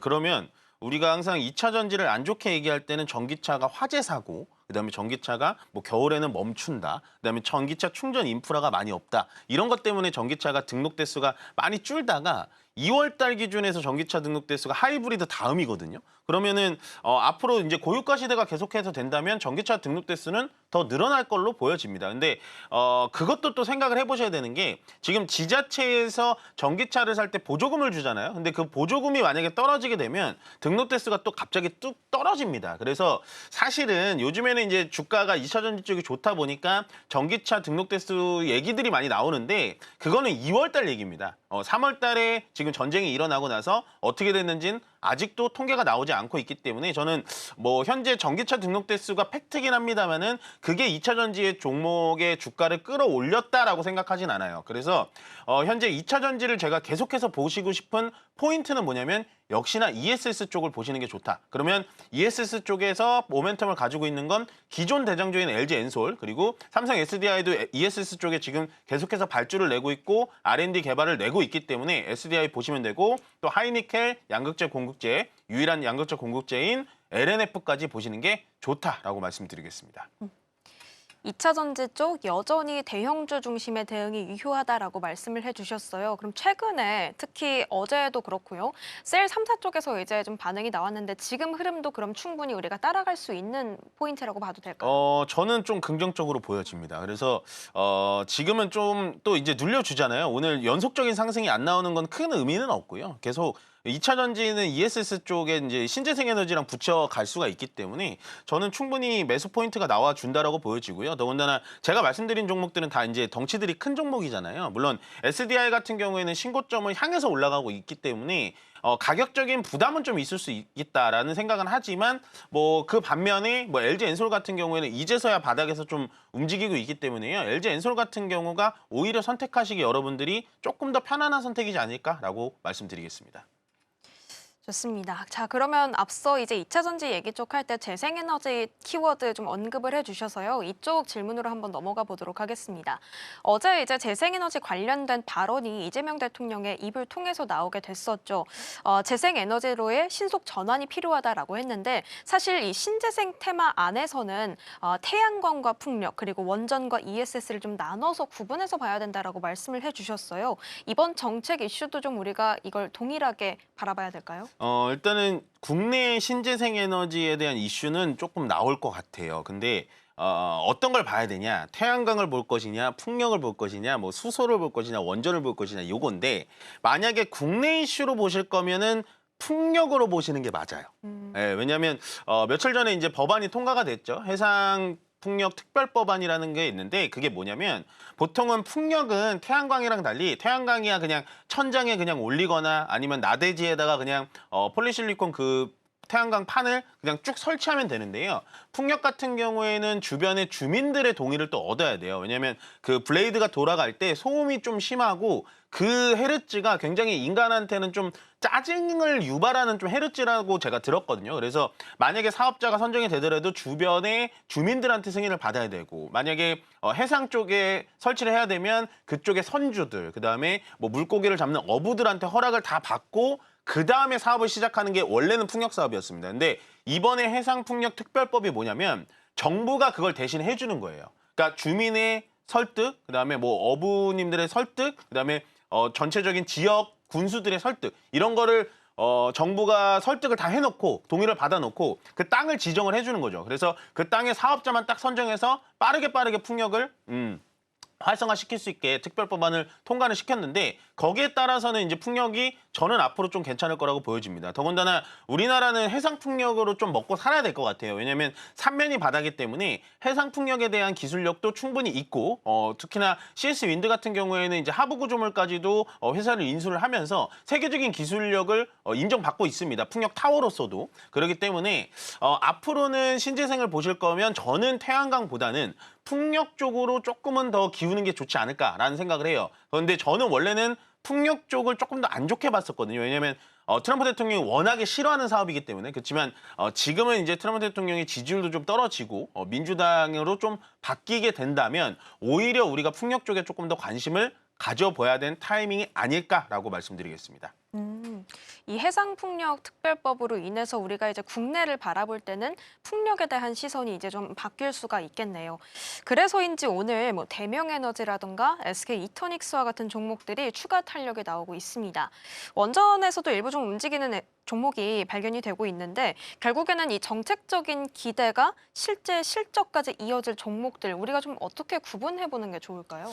일단은 지금 정부가 움직이는 모습을 보면은 신재생 에너지의 진심이잖아요. 근데 신재생 에너지 쪽에서 지금 태양광과 풍력만 또 움직이고 방금 얘기하신 원전은 또 안 움직여요. 그러면 우리 투자자들 입장에서 뭐냐면, 그러면 원전은 끝난 거 아니야? 이럴 수 있거든요. 근데 사실은 원전이라는 거는 앞으로 분명히 필요한 사업입니다. 거기다가 제가 원전을 얘기할 때 항상 국내 사업을 보시는 게 아니고 해외 쪽의 건설을 보셔야 된다라는 말씀을 많이 드리고 있잖아요. 물론 요즘에 두산에너빌리티, 뭐 우진, 현대건설 뭐 이런 종목들이 위쪽에서 굉장히 많이 밀려 내려왔어요. 저는 원전에 대해서 상당히 긍정적인 뷰를 많이 드리고 있는데, 앞으로 만약에 호르무즈 해협 이런 중동 사태가 끝난다 손 치더라도요, 대만이라든지 이런 나라에서 원전을 다시 지으려고 하고 있을 겁니다. 왜냐하면 신재생 에너지, 특히나 대체 에너지가 많이 필요하기 때문에 앞으로는 그렇게 된다면 원전 사업에서는 우리나라의 주기기를 만드는 두산에너빌리티는 분명히 발주 호조가 나올 수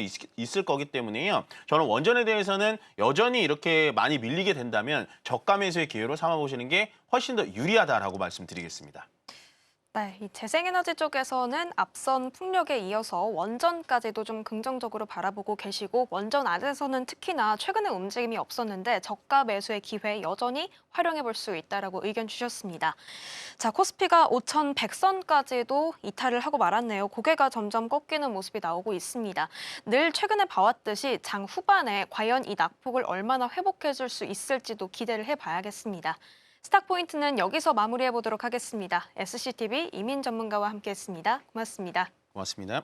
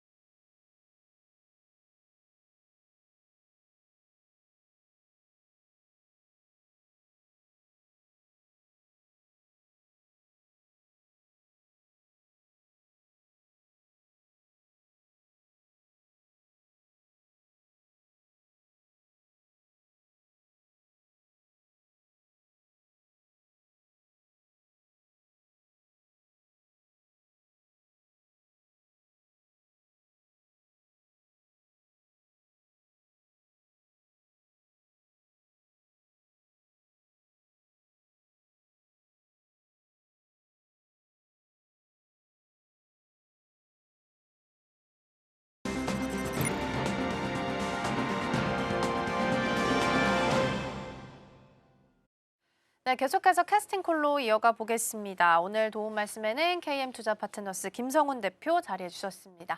대표님 어서 오세요. 네, 안녕하세요.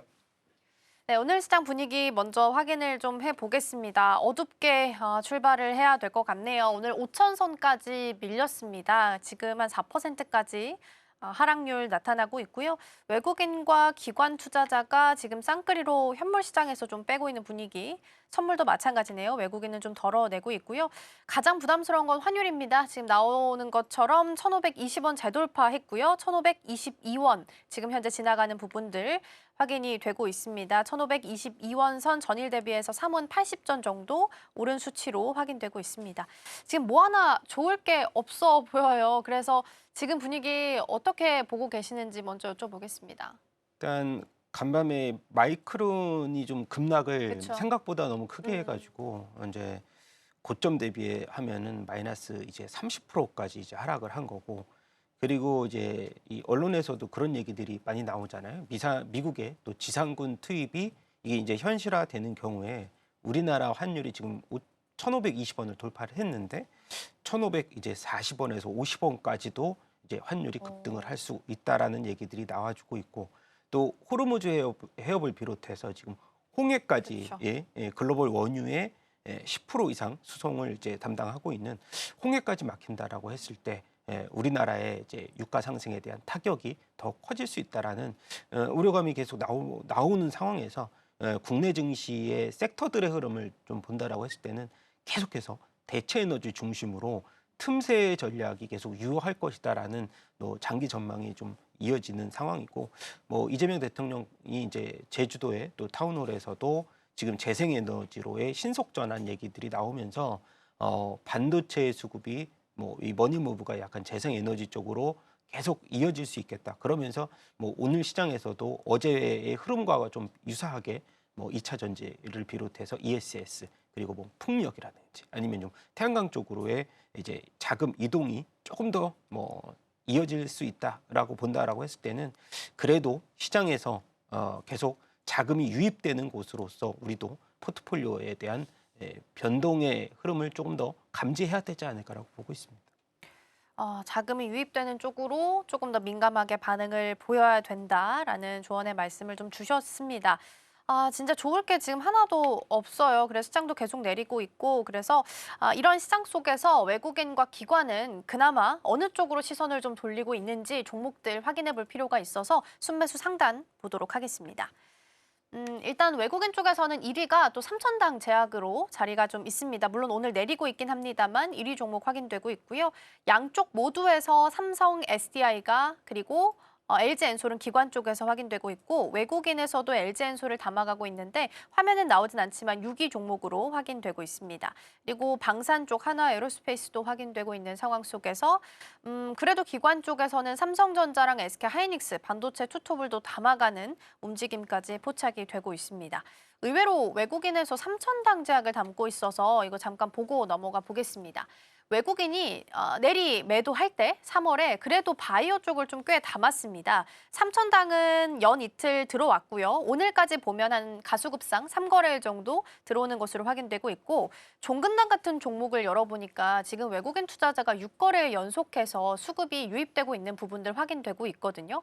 그래서 외국인이 이렇게 연속적으로 들어오는 부분에 대해서는 우리가 특별하게 좀 의미를 둘 수 있을지, 좋게 볼 수 있을지 궁금합니다. 일단은 저런 것 같아요. 이제 삼천당 제약이 오늘 네. 급격하게 세론의 모습이 보여지고 있어서 네.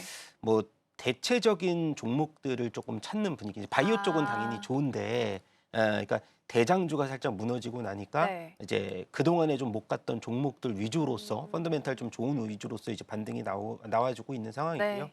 어저께 같은 경우도 삼천당 제약이 미국 파트너사하고 지금 그렇죠. 뭐 이제 우리가 예상으로 약 15조를 예상을 하고 있고 10년간 맞아요. 파트너사의 이제 판매 수익의 90%를 수령하는 구조로 이제 계약을 체결했는데, 어찌 보면은 이것들까지도 주가에는 좀 많이 반영을 그 동안에 했었던 상황이었고, 그리고 오뱅 이슈가 계속 남아 있음에도 불구하고 주가가 많이 급등을 한 상황이거든요. 뭐 EV 관련돼서는 이제 이 단가가 한 19만 원대 단가가 한 뭐 10만 주 이상 지금 아직까지 남아 있는 상황이라서 그런 부분들이 아마도 이런 이 기술 계약과 관련된 체결이 나오면서 아마도 급격하게 좀 하락을 하는 모습들이 이러한 이 머니부부 쪽으로의 제약은 좋지만 네. 급등했던 종목들은 일단 좀 매물 소화 과정이 필요한 그런 모습들로서 아마 좀 해석을 해야 되지 않을까라고 보고 있습니다.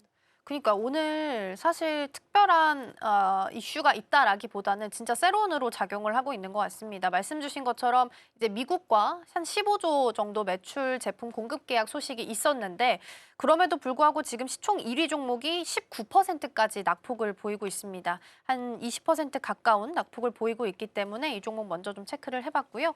자, 그럼 넘어가서 이번에는 어떤 테마들이 그나마 움직임을 좀 보이고 있는지 확인을 해보도록 하겠습니다. 첫 번째로는 반도체 쪽 확인이 되고 있습니다. 사실 뭐 움직였다라기보다는 많이 내리고 있기 때문에 지금 피해야 하는 건지 아니면 오히려 기회가 될 수 있을지 고민해 보겠고요. 지금 삼성전자는 16만 원대까지 왔고 SK하이닉스는 80만 원에 딱 걸쳐 있습니다. 그래서 지금 구간에서의 전략들 함께 좀 챙겨보도록 하겠습니다. 다음 열어볼까요? 다음은 조선입니다. 그래도 오늘 그나마 조선 쪽 일부 종목들 좀 강세 보입니다. 대한조선이 한 6%, 하나오션이 한 1.7% 정도 강세 보이고 하나 디펜스 USA랑 필리조선소 미국 해군 프로젝트 수주 소식이 있긴 했습니다. 큰 반응이 있는 것 같지는 않고요. 일단 전반적으로 오늘 올라오고 있어서 일단 이름 체크해 보겠습니다. 마지막 열어볼게요. 마지막 2차 전지입니다. 그나마 이제 이 시장 안에서 고유가의 대체 에너지로 연결을 지으면서 2차 전지 관련주들이 관심도가 좀 높은 것 같습니다. 어제부터 좀 이어지고 있어서 반등의 의미 체크를 좀 해보도록 하겠고요. 추가적으로 뭐 비철금속이나 아니면 알루미늄 같은 종목들도 움직임 나타납니다. 이란이 중동 지역에 있는 알루미늄 생산 시설들 공격했다라는 소식이 좀 있었죠. 그래서 여기에 대해 영향을 좀 받는 것으로 확인되고 있으니까 참고해서 보시면 좋겠습니다. 자, 반도체부터 출발을 해보도록 하겠습니다. 대표님, 지금 너무 떨어졌어요. 그래서 지금 최저로 떨어진 거 기준으로 보면 삼성전자가 16만 원대 초반, SK하이닉스가 80만 원대 초반. 근데 지금 거기까지 와버렸단 말이죠. 그래서 지금 구간에서 대응 전략을 우리가 어떻게 세워서 가야 돼요? 삼성전자가 작년에 이제 랠리를 시작한 게 5월 달부터 랠리 시작했으니까 한 장장 한 7, 8개월간 랠리가 계속 나왔다는 거죠. 근데 네. 고점이 삼성전자가 22만 8,500원을 찍은 게 2월 26일이고요. 그러면 조정을 받은 구간만 저희가 계산하면은 한 달이 조금 넘어가는 구간. 그러니까 장기 투자자 입장에서는 사실 한 달이라는 기간 자체는 그렇게 좀 긴 기간은 아닌데 단기 투자자 입장에서 이제 좀 매수 단가가 좀 높은 단기 투자자 입장에서는 네. 굉장한 또 괴로움을 그렇죠. 겪는 기간이 왜냐하면 삼성전자 사면 항상 수익을 줬던 종목으로 계속 인식이 됐던 흐름이고 그다음에 마이크론 같은 경우도 그렇죠. 이제 이 터보컨트가 나오면서 뭐 사실 기술에 대한 발전이고 어찌 보면은 이 터보컨트가 뭐 6분의 1로 압축하는 기술이 나왔다는 것 자체적으로는 시장에서는 굉장히 반길 만한 구글 입장에서도 원래 주가는 상승을 했었어야 마땅한데 뭐 그때 당시에는 이제 이 SNS 뭐 중독에 대한 배상 판결 때문에 주가가 좀 하락을 하면서 또 센티가 전반적으로 또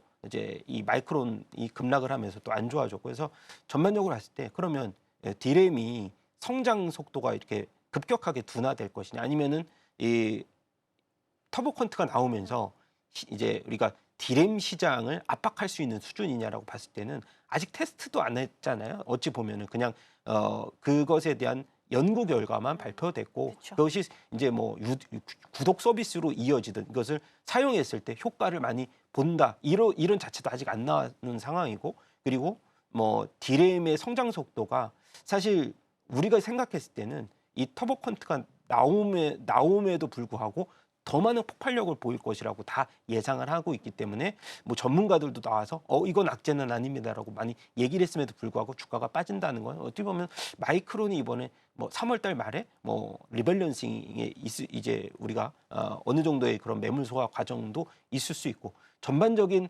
뭐 이 숫자가 변한 건 별로는 없을 것 같아요. 그리고 디램 이 스팟 가격이 어제 조금 이제 하락을 맞아요. 급락하는 상황 아닌데도 불구하고 이게 뭐 연속성 있게 빠지면은 좀 우리가 리스크가 있겠지만은 뭐 한두 번 조정을 받았다는 그것을 의미를 크게 두지는 않을 것이다. 그리고 이제 이번 주에 뭐 트럼프가 발언을 좀 많이 세게 하는 상황이고 뭐 중국과의 회담도 있고 근데 에너지 시설을 모두 파괴하겠다 이런 협상안이 너무 좀 과도하게 이제 미국 쪽에 좀 포커싱을 맞춰져 있어서 빠르게 협상을 이제 우리가 종전에 대한 협상을 빠르게 나올 수 있을 가능성들은 적지만 이 트럼프 의중을 보면은 좀 뭐라 그럴까요? 너무 이제 이 종전에 대한 협상을 하고 싶은 상황에서 자꾸 말을 안 들으니까 더 세게 어감을 더 세게 나오는 그런 상황이라서 저는 종전에 대해서 예상보다 우리가 조금 더 빠르게 나올 수도 있겠다라는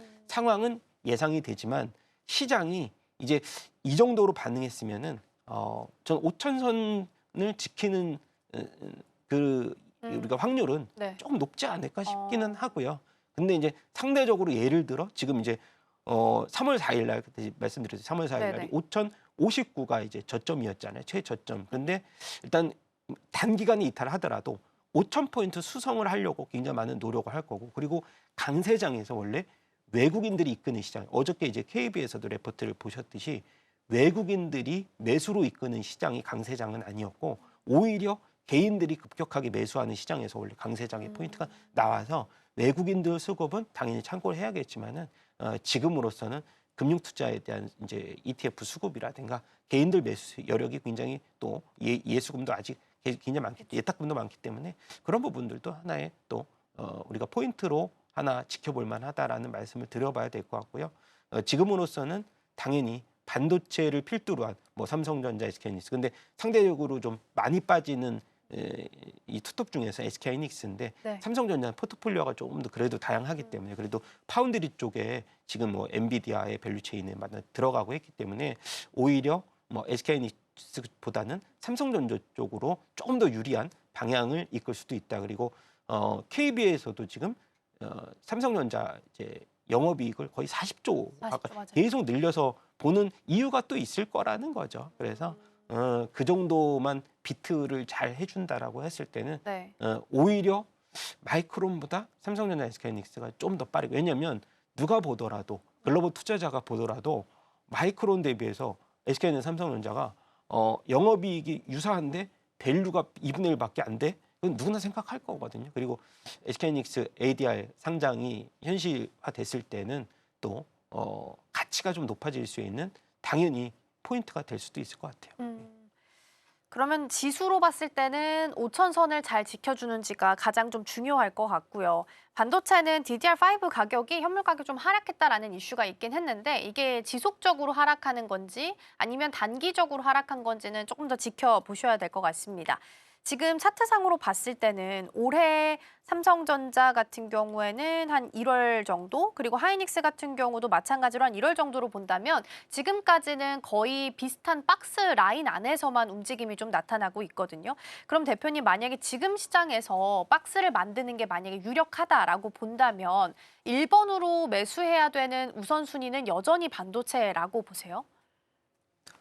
그러니까 저런 것 같아요. 이제 재생에너지 좀 제외하고 이쪽은 이게 센티로서 좀 가는 분위기고 만약에 이게 시장이 종전에 조금 가까웠다라는 뉘앙스가 풍겼을 때는 차이도? 완전히 반대로 이제 수급이 돌아설 거잖아요. 이건 누구나 봐도 그쵸. 분명한 사실이고. 근데 이제 조정은 받더라도 뭐 이 재생에너지가 구조적으로 계속 성장을 하니까 뭐 아예 흐름이 깨진다라고 보기는 어렵지만 전반적으로 시장이 들어올릴 때는 반대급부에서 굉장히 강한 이게 뭐 작용과 반작용이라고 하는 그래서 지금은 반작용의 종목들이 굉장한 강세를 보일 텐데 삼성전자를 우선시적으로 올리겠죠. 반도체를 당연하게. 그리고 다음 주 잠정 실적 발표가 굉장한 포인트가 될 거. 이게 다 누구나 알고 있지만 진짜 실적 발표가 딱 되고 나면은 수급이 쏠릴 가능성이 충분하다. 그리고 반도체 장비주가 뭐 당연히 삼성전자, SK하이닉스가 잘 버텨줘야 장비주들도 그쵸. 낙폭이 좀 덜할 텐데 그래도 좀 좋은 거는 연초부터 장비주 중에 대장격인 기판이라든가 아니면은 뭐 소켓이라든지 아니면 일부 우리가 갖고 있는 반도체 장비주의 대장 종목들도 오히려 SK하이닉스나 삼성전자보다 좀 연초에 강세를 보였던 상황도 있었고 그리고 코스닥에서 뭐 액티브 ETF라든지 이런 뭐 매수를 좀 조장할 이제 좀 촉매제로 작용할 수 있는 그런 과정들이 좀 더 나온다라고 했을 때는 지금의 시점에서는 당장 이제 대형주를 좀 묶어놓고 오히려 시장이 조금은 좋아졌을 때는 빠르게 움직일 수 있는 거는 소부장 쪽의 이 종목들이 조금 더 강세를 보이지 않을까라고 보고 있는 상황입니다. 네. 그쵸. 시장이 들어 올려질 때는 오히려 더 떨어졌던 쪽에서 급하게 좀 반등이 나올 수 있다라는 부분 짚어주셨습니다. 그리고 지수가 오르면 반도체 투톱은 같이 따라서 오를 수밖에 없죠. 지수랑 좀 연동되는 종목이기 때문에 이러한 부분들 염두하시면서 반도체에 있어서는 여전히 긍정적인 말씀 좀 주셨습니다. 조선 쪽도 가보겠습니다. 뭐 오랜만에 반등이 일부 종목에서 좀 나오고 있어서요. 좀 챙겨볼 텐데 카타르에서는 LNG 불가항력을 선언을 했고요. 그리고 지금 앞서서 말씀해 주셨던 것처럼 홍해에도 막힐 가능성이 있다 보니까 상대적으로 미국의 LNG가 수혜받을 수 있다. 그러면 그걸 옮겨주는 K조선의 발주도 늘어날 수 있다라는 이 시나리오들도 같이 좀 만들어지고 있습니다. 그럼 조선 안에서는 LNG 관련해서 좀 한정돼서 볼 필요도 있을지 대표님 어떤 조언 좀 주실까요? 이제 우리나라 같은 경우에 이제 중동 이거 포트폴리오를 과거부터 이게 한국가스공사가 이런 얘기를 했잖아요. 만약에 중동의 비중이 우린 14%밖에 안 되기 때문에 LNG가 막혔을 때 다른 루트가 굉장히 다양하다. 뭐 오세아니아도 있고 미국도 있고 그리고 최근 들어서 보면은 오늘의 일부 반등이 조금 네. 나오는 계기는 사실 이제 하나오션에서 비롯됐는데 하나 디펜스가 필리조선소 네, 인수 맞아요. 이후에 미국의 또 이제 군함 계약을 이제 따내면서 만약에 이제 대미 프로젝트의 이제 시작을 알리는 뭐 신호탄이 될 수도 있다. 뭐 사실 필리조선소 인수한 다음에 하나가 막 3천억 이상의 자금을 계속 투입하면서 이런 과정들, 그러니까 준비 과정을 잘 보여줬기 때문에 그동안 그리고 조선 업종 같은 경우는 사실 나와야 되는 대미 투자에 대해서 굉장히 지연이 많이 됐었어서 오히려 조방원 중에서 그동안에 많이 배제를 당했다가 최근에 이런 뉴스들이 조금 나온다라고 했을 때는 네. 또 하나의 기회로서 작용하는데 그래도 우리가 LNG 쪽에 포커싱을 맞춘다고 했을 때는 당연히 하나오션하고 뭐 삼성중공업 정도를 우리가 계속 보는데 뭐 VLCC 유조선 관련돼서도 계속 수주가 조금씩 이어지고 있는 모습들도 보여주고 있고 그리고 뭐 사실 지금으로서는 뭐 노후 선박에 대한 교체 이런 거보다는 네. 지금은 이제 핵심 가치로 봤을 때는 규모 큰 게 터져야지 주가의 이제 리레이팅이 조금 더 가능하니까 캐나다의 이제 잠수함 수주의 프로젝트가 최근에 좀 이런 사태 때문에 많이 우리가 뇌리에서 좀 잊혀졌는데 그쵸. 이게 60조 규모잖아요. 맞아요. 그러니까 뭐 독일에서는 지금 이제 자동차의 현지화 전략을 계속 이제 수정을 해나가고 있기 때문에 우리는 뭐 그런 것을 뭐 검토한 적 없다라고 했기 때문에 우리나라 쪽으로 유리한 구조가 좀 만들어진다라고 했을 때는 뭐 하나그룹주 아니면은 아까 말씀하신 LNG 쪽을 우리가 봤을 때는 삼성중공업, 뭐 FLNG라든가 이런 쪽으로 비중을 좀 더 실어갈 수도 있겠다. 근데 좀 아쉽죠. 왜냐하면 하나오션도 뭐 그쵸. 15만 원에서 맞아. 이제 10만 원대 박스권을 장기적으로 이제 보여주고 있기 때문에 저희가 남은 실탄을 조선주에 쓰기는 조금 아까울 수도 아직은? 있겠다라는 생각은 들고 있어요. 그래서 이제 개인적인 생각은 아예 뭐 하나오션도 뭐 15만 원대 고점을 막 뚫어주거나 뚫고. 그때가 조금 더 낫지 않을까라고 싶은데 그때 되면 또 가격이 부담스러울 수도 있겠죠. 그래서 조선주는 시세가 좀 빠르게 붙는지를 확실하게 보고 들어가는 게 낫겠다라는 말씀을 드려보고 싶습니다. 그 말씀해 주셨던 15만 원대가 딱 그 전쟁 나오기 직전이 고점입니다. 그리고 떨어지고 나서 아직 그만큼 회복이 다 되지 않아서 추가적으로 수급이 좀 붙어주는지 체크해 보시고요. 2차 전지로 넘어가 보겠습니다. 앞서 이제 8시 제가 브리핑 시작할 때도 말씀드렸던 것처럼 주요국에서 전기차 보조금 부활하고 있고요. 전기차 등록 대수도 뭐 늘어나고 있다라는 이야기가 나오고 있습니다. 2차 전지가 오랜만에 좀 연속성을 가지고 올라오고 있는데 이 상승에 있어서 의미를 우리가 좀 부여해 볼 수 있을까요? 근데 오늘은 생각보다 조금 어제의 상승폭이 아. 있어서 그런지 생각보다는 약한데 뭐 종목별로 이제 반등을 좀 네네. 보여주는 것 같아요. 네. 뭐 가장 대장이라고 하면 당연히 LNF를 우리가 뽑을 수가 있을 것 같고 네. 그리고 2월 달에 이 전기차 신규 등록 대수가 3만 대가 넘어섰잖아요. 3만 5천 대. 그러면은 전년 동기 170% 급증했다. 원래 이제 비수기인데 이 겨울이 그런데도 불구하고 이렇게 좀 그 유가가 계속 상승하면서 그리고 보조금은 영국이나 독일은 작년에 벌써 부활을 했었고 우리나라도 이제 정기 이제 보조금 축소는 아직 이제 안 하고 있는 상황이라서 뭐 일본도 부활한다고 하고 하니까 그리고 이런 고유가 시대에서는 지금의 신차 교체는 당연히 EV로 하지 않을까라고 보고 있고 지금 우리나라 같은 경우는 최고가 이제 이 상한선제를 두고 있기는 한데 그 상한선이 계속 높아지고 있는 상황에서 불가피한 조치일 것 같아요. 그리고 뭐 ESS를 비롯해서 지금 EV까지 이제 실적이 개선된다고 했을 때는 당연히 2차 전지는 그렇죠. 지금 타이밍이라도 그리고 고점에서 아직 우리가 계속 2차 전지 얘기할 땐 그렇잖아요. 바닥에서는 평균으로 보면 50% 정도 올랐는데 고점으로 봤을 때는 아직 이 2배의 상승 여력이 남아있는 섹터가 부담감 없는 섹터가 2차 전지이다라는 말씀을 계속 드려야 될 것 같아요. 일단 2차 전지의 추가적인 연속성 기대해 보면서 짧게 요것도 질문 하나 좀 드려볼게요. 어쨌든 키워드 안에서 ESS가 핵심인데 ESS로 본다면 각형 좀 잘하는 회사 그리고 로봇도 앞으로의 그 포트폴리오로서 유망하게 좀 보고 있는데 로봇으로 잡고 본다면 전고체 배터리 잘하는 회사 이런 식으로 좀 키워드를 잡고 종목들을 추려보는 건 어떨까요? 그러니까 뭐 셀업체는 당연히 종목이 정해져 있어서 뭐 다시는 뭐 삼성 SDI의 그 밸류체인 회사를 잘 봐야 되는 거. 전고체 같은 경우, 네네. 뭐 소용전지 같은 경우는 이제 LG 엔솔의 밸류체인을 봐야 되는 건데 이제 LNF 같은 경우도 이번에 뭐 ESS를 비롯해서 LFP 이제 뭐 양극재 상용화의 밸류체인에 들어가면서 LNF 하면 과거에는 LG 엔솔을 많이 얘기를 했지만 이제 삼성 SDI 그쵸. 밸류체인까지도 같이 들어가니까 그러니까 중복돼 있는 종목 같은 경우는 아무리 지금 주가가 올랐어도 LNF가 네. 가장 핵심이지 않을까 싶기도 하고 근데 이제 LNF를 볼 때는 작년에 이제 영업이익을 종합적으로 봤을 땐 적자지만 3분기부터 흑자로 돌아섰거든요. 그 기조가 계속 이어질 것 같아요. 그리고 리튬 가격은 감산 효과 때문에 계속 올라갈 수 있을 거고 뭐 그렇게 되면 LNF 봐야 되고 그다음에 ESS 쪽은 이제 또 삼성 SDI 또 얘기를 하는데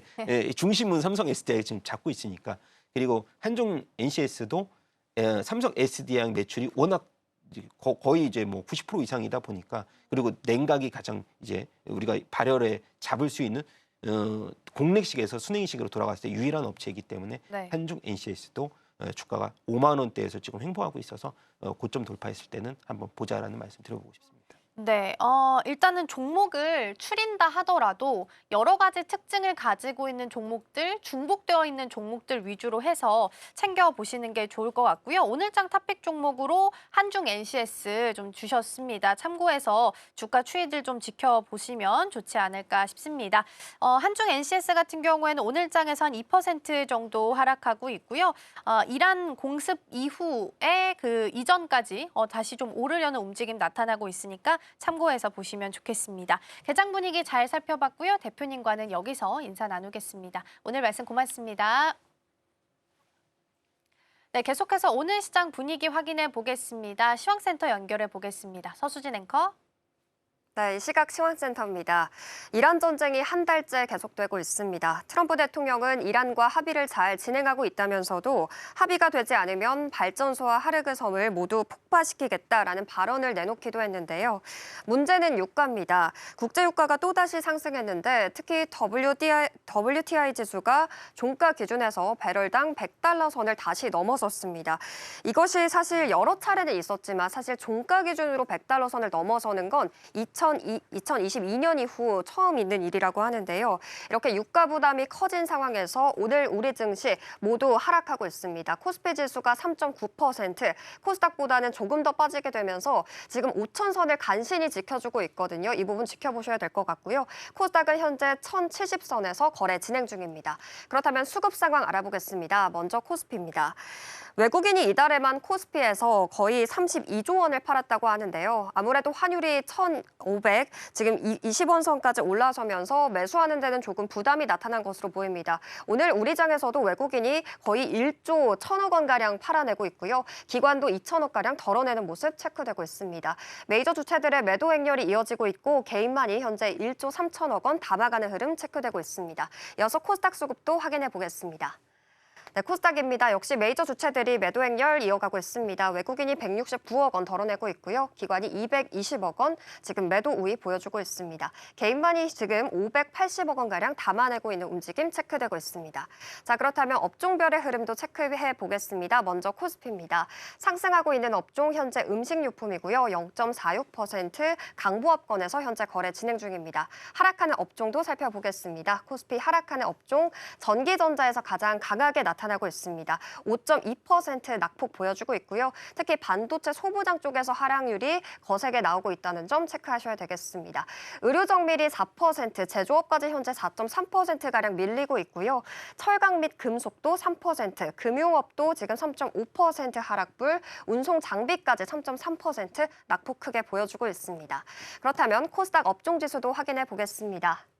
네, 상승하고 있는 업종 금속에서 0.04%, 강보합권에서 거래 진행 중이고요. 출판 쪽에서도 움직임 0.03% 상승하는 움직임 포착되고 있습니다. 하락하는 업종도 체크해 보도록 하겠습니다. 코스닥에서는 제약이 7% 강하게 밀리고 있습니다. 거의 8%가량 지금 많이 빠지고 있는 움직임 체크되고 있고요. 그리고 제조는 3.8%, 운송장비까지 3.6%가량 파란불 켜고 있는 모습. 기타 서비스가 지금 3.3% 밀리고 있고 일반 전기, 전자, 그리고 비금속까지도 오늘 강하게 빠지고 있는 모습 체크되고 있습니다. 자, 그렇다면 거래대금도 살펴보겠습니다. 먼저 코스피 거래대금 상위입니다. 뉴욕 증시에서 구글 터보 퀀트 여파가 여전한데요. 반도체 지수가 거의 4% 급락했습니다. 특히 마이크론이 거의 10% 하락하는 움직임이 포착이 됐는데 반도체 투톱이 이 영향을 받아가는 것 같습니다. 삼성전자가 4.2% 지금 빠지게 되면서 17만 원 선을 지금 빠지게 됐고요. 16만 8천 원 선 거래 진행되고 있습니다. SK하이닉스는 삼성전자보다 더 큰 낙폭 보여주고 있네요. 6.41% 하락하면서 81만 원 선에서 현재 거래 진행 중입니다. 그리고 삼성전자 우선주도 오늘 강하게 밀리는 삼성전자와 흐름 같이 하고 있고요. 4.8% 하락불 켜고 있습니다. 흥하해운은 여전히 이 운임 가격이 상승할 것이다라는 기대감을 받아가고 있네요. 10% 상승하면서 3,300선에서 거래 진행 중이고요. SK스퀘어, SK하이닉스와 역시 결을 같이 하고 있습니다. 7%대 하락불 켜면서 47만 원 선에 현재 거래 진행 중입니다. 이 반도체 투톱의 하락이 너무 크다 보니까 관련된 종목들이 오늘 낙폭 크게 보여주고 있습니다. 코스닥 거래대금 상위까지 확인해 보겠습니다. 네, 삼천당 제약이 오늘장에서 황제줄을 벗어나게 됐습니다. 90만 6천 원 선까지 떨어졌고요. 23% 강하게 하락하고 있습니다. 그리고 지금 리센스 메디컬은요, 오늘 상장한 종목인데요. 정밀 냉각 기술 상업화 기업입니다. 상장하자마자 200% 탄력 보여주고 있고요. 3만 3천 원 선에 현재 거래 진행 중입니다. 우리 기술은 오늘도 5% 정도 밀리네요. 2만 350원에 현재 거래 진행 중이고요. TMC는 중동 전쟁으로 지금 헬륨 수급에 문제가 좀 있다라는 이야기가 나오자 헬륨 등을 생산하고 있는 TMC에 조금 수혜가 붙은 것 같습니다. 5% 정도 강세 보여주고 있고요. 13,000원 선에 거래 진행되고 있습니다. 지금 BGF 에코 머티리얼즈 같은 경우에는 이 자회사가 BGF 에코 솔루션이 있는데요. 나프타가 없는 플라스틱을 생산할 수 있는 기업이기 때문에 이 부분에 대한 수혜 역시 받아가고 있습니다. 5.38% 상승하면서 5,200선 현재 지나가고 있습니다. 그렇다면 코스피 시총 상위 종목의 흐름도 체크해 보도록 하겠습니다. 1위부터 6위까지 전반적으로 지금 파란불 켜고 있고요. 특히 지금 삼성전자가 하락불을 3.35% 정도 키우고 있고 어제장 흐름이 좋았던 LG 에너지 솔루션 조금 전만 해도 사실 시총 3위 종목까지 올라가 있었는데 어느새 4위까지 다시 내려왔고요. 4%대의 낙폭 보여주고 있습니다. 어제장의 상승분을 조금은 내려놓고 있는 모습이고요. 40만 원 선에 현재 진행 중입니다.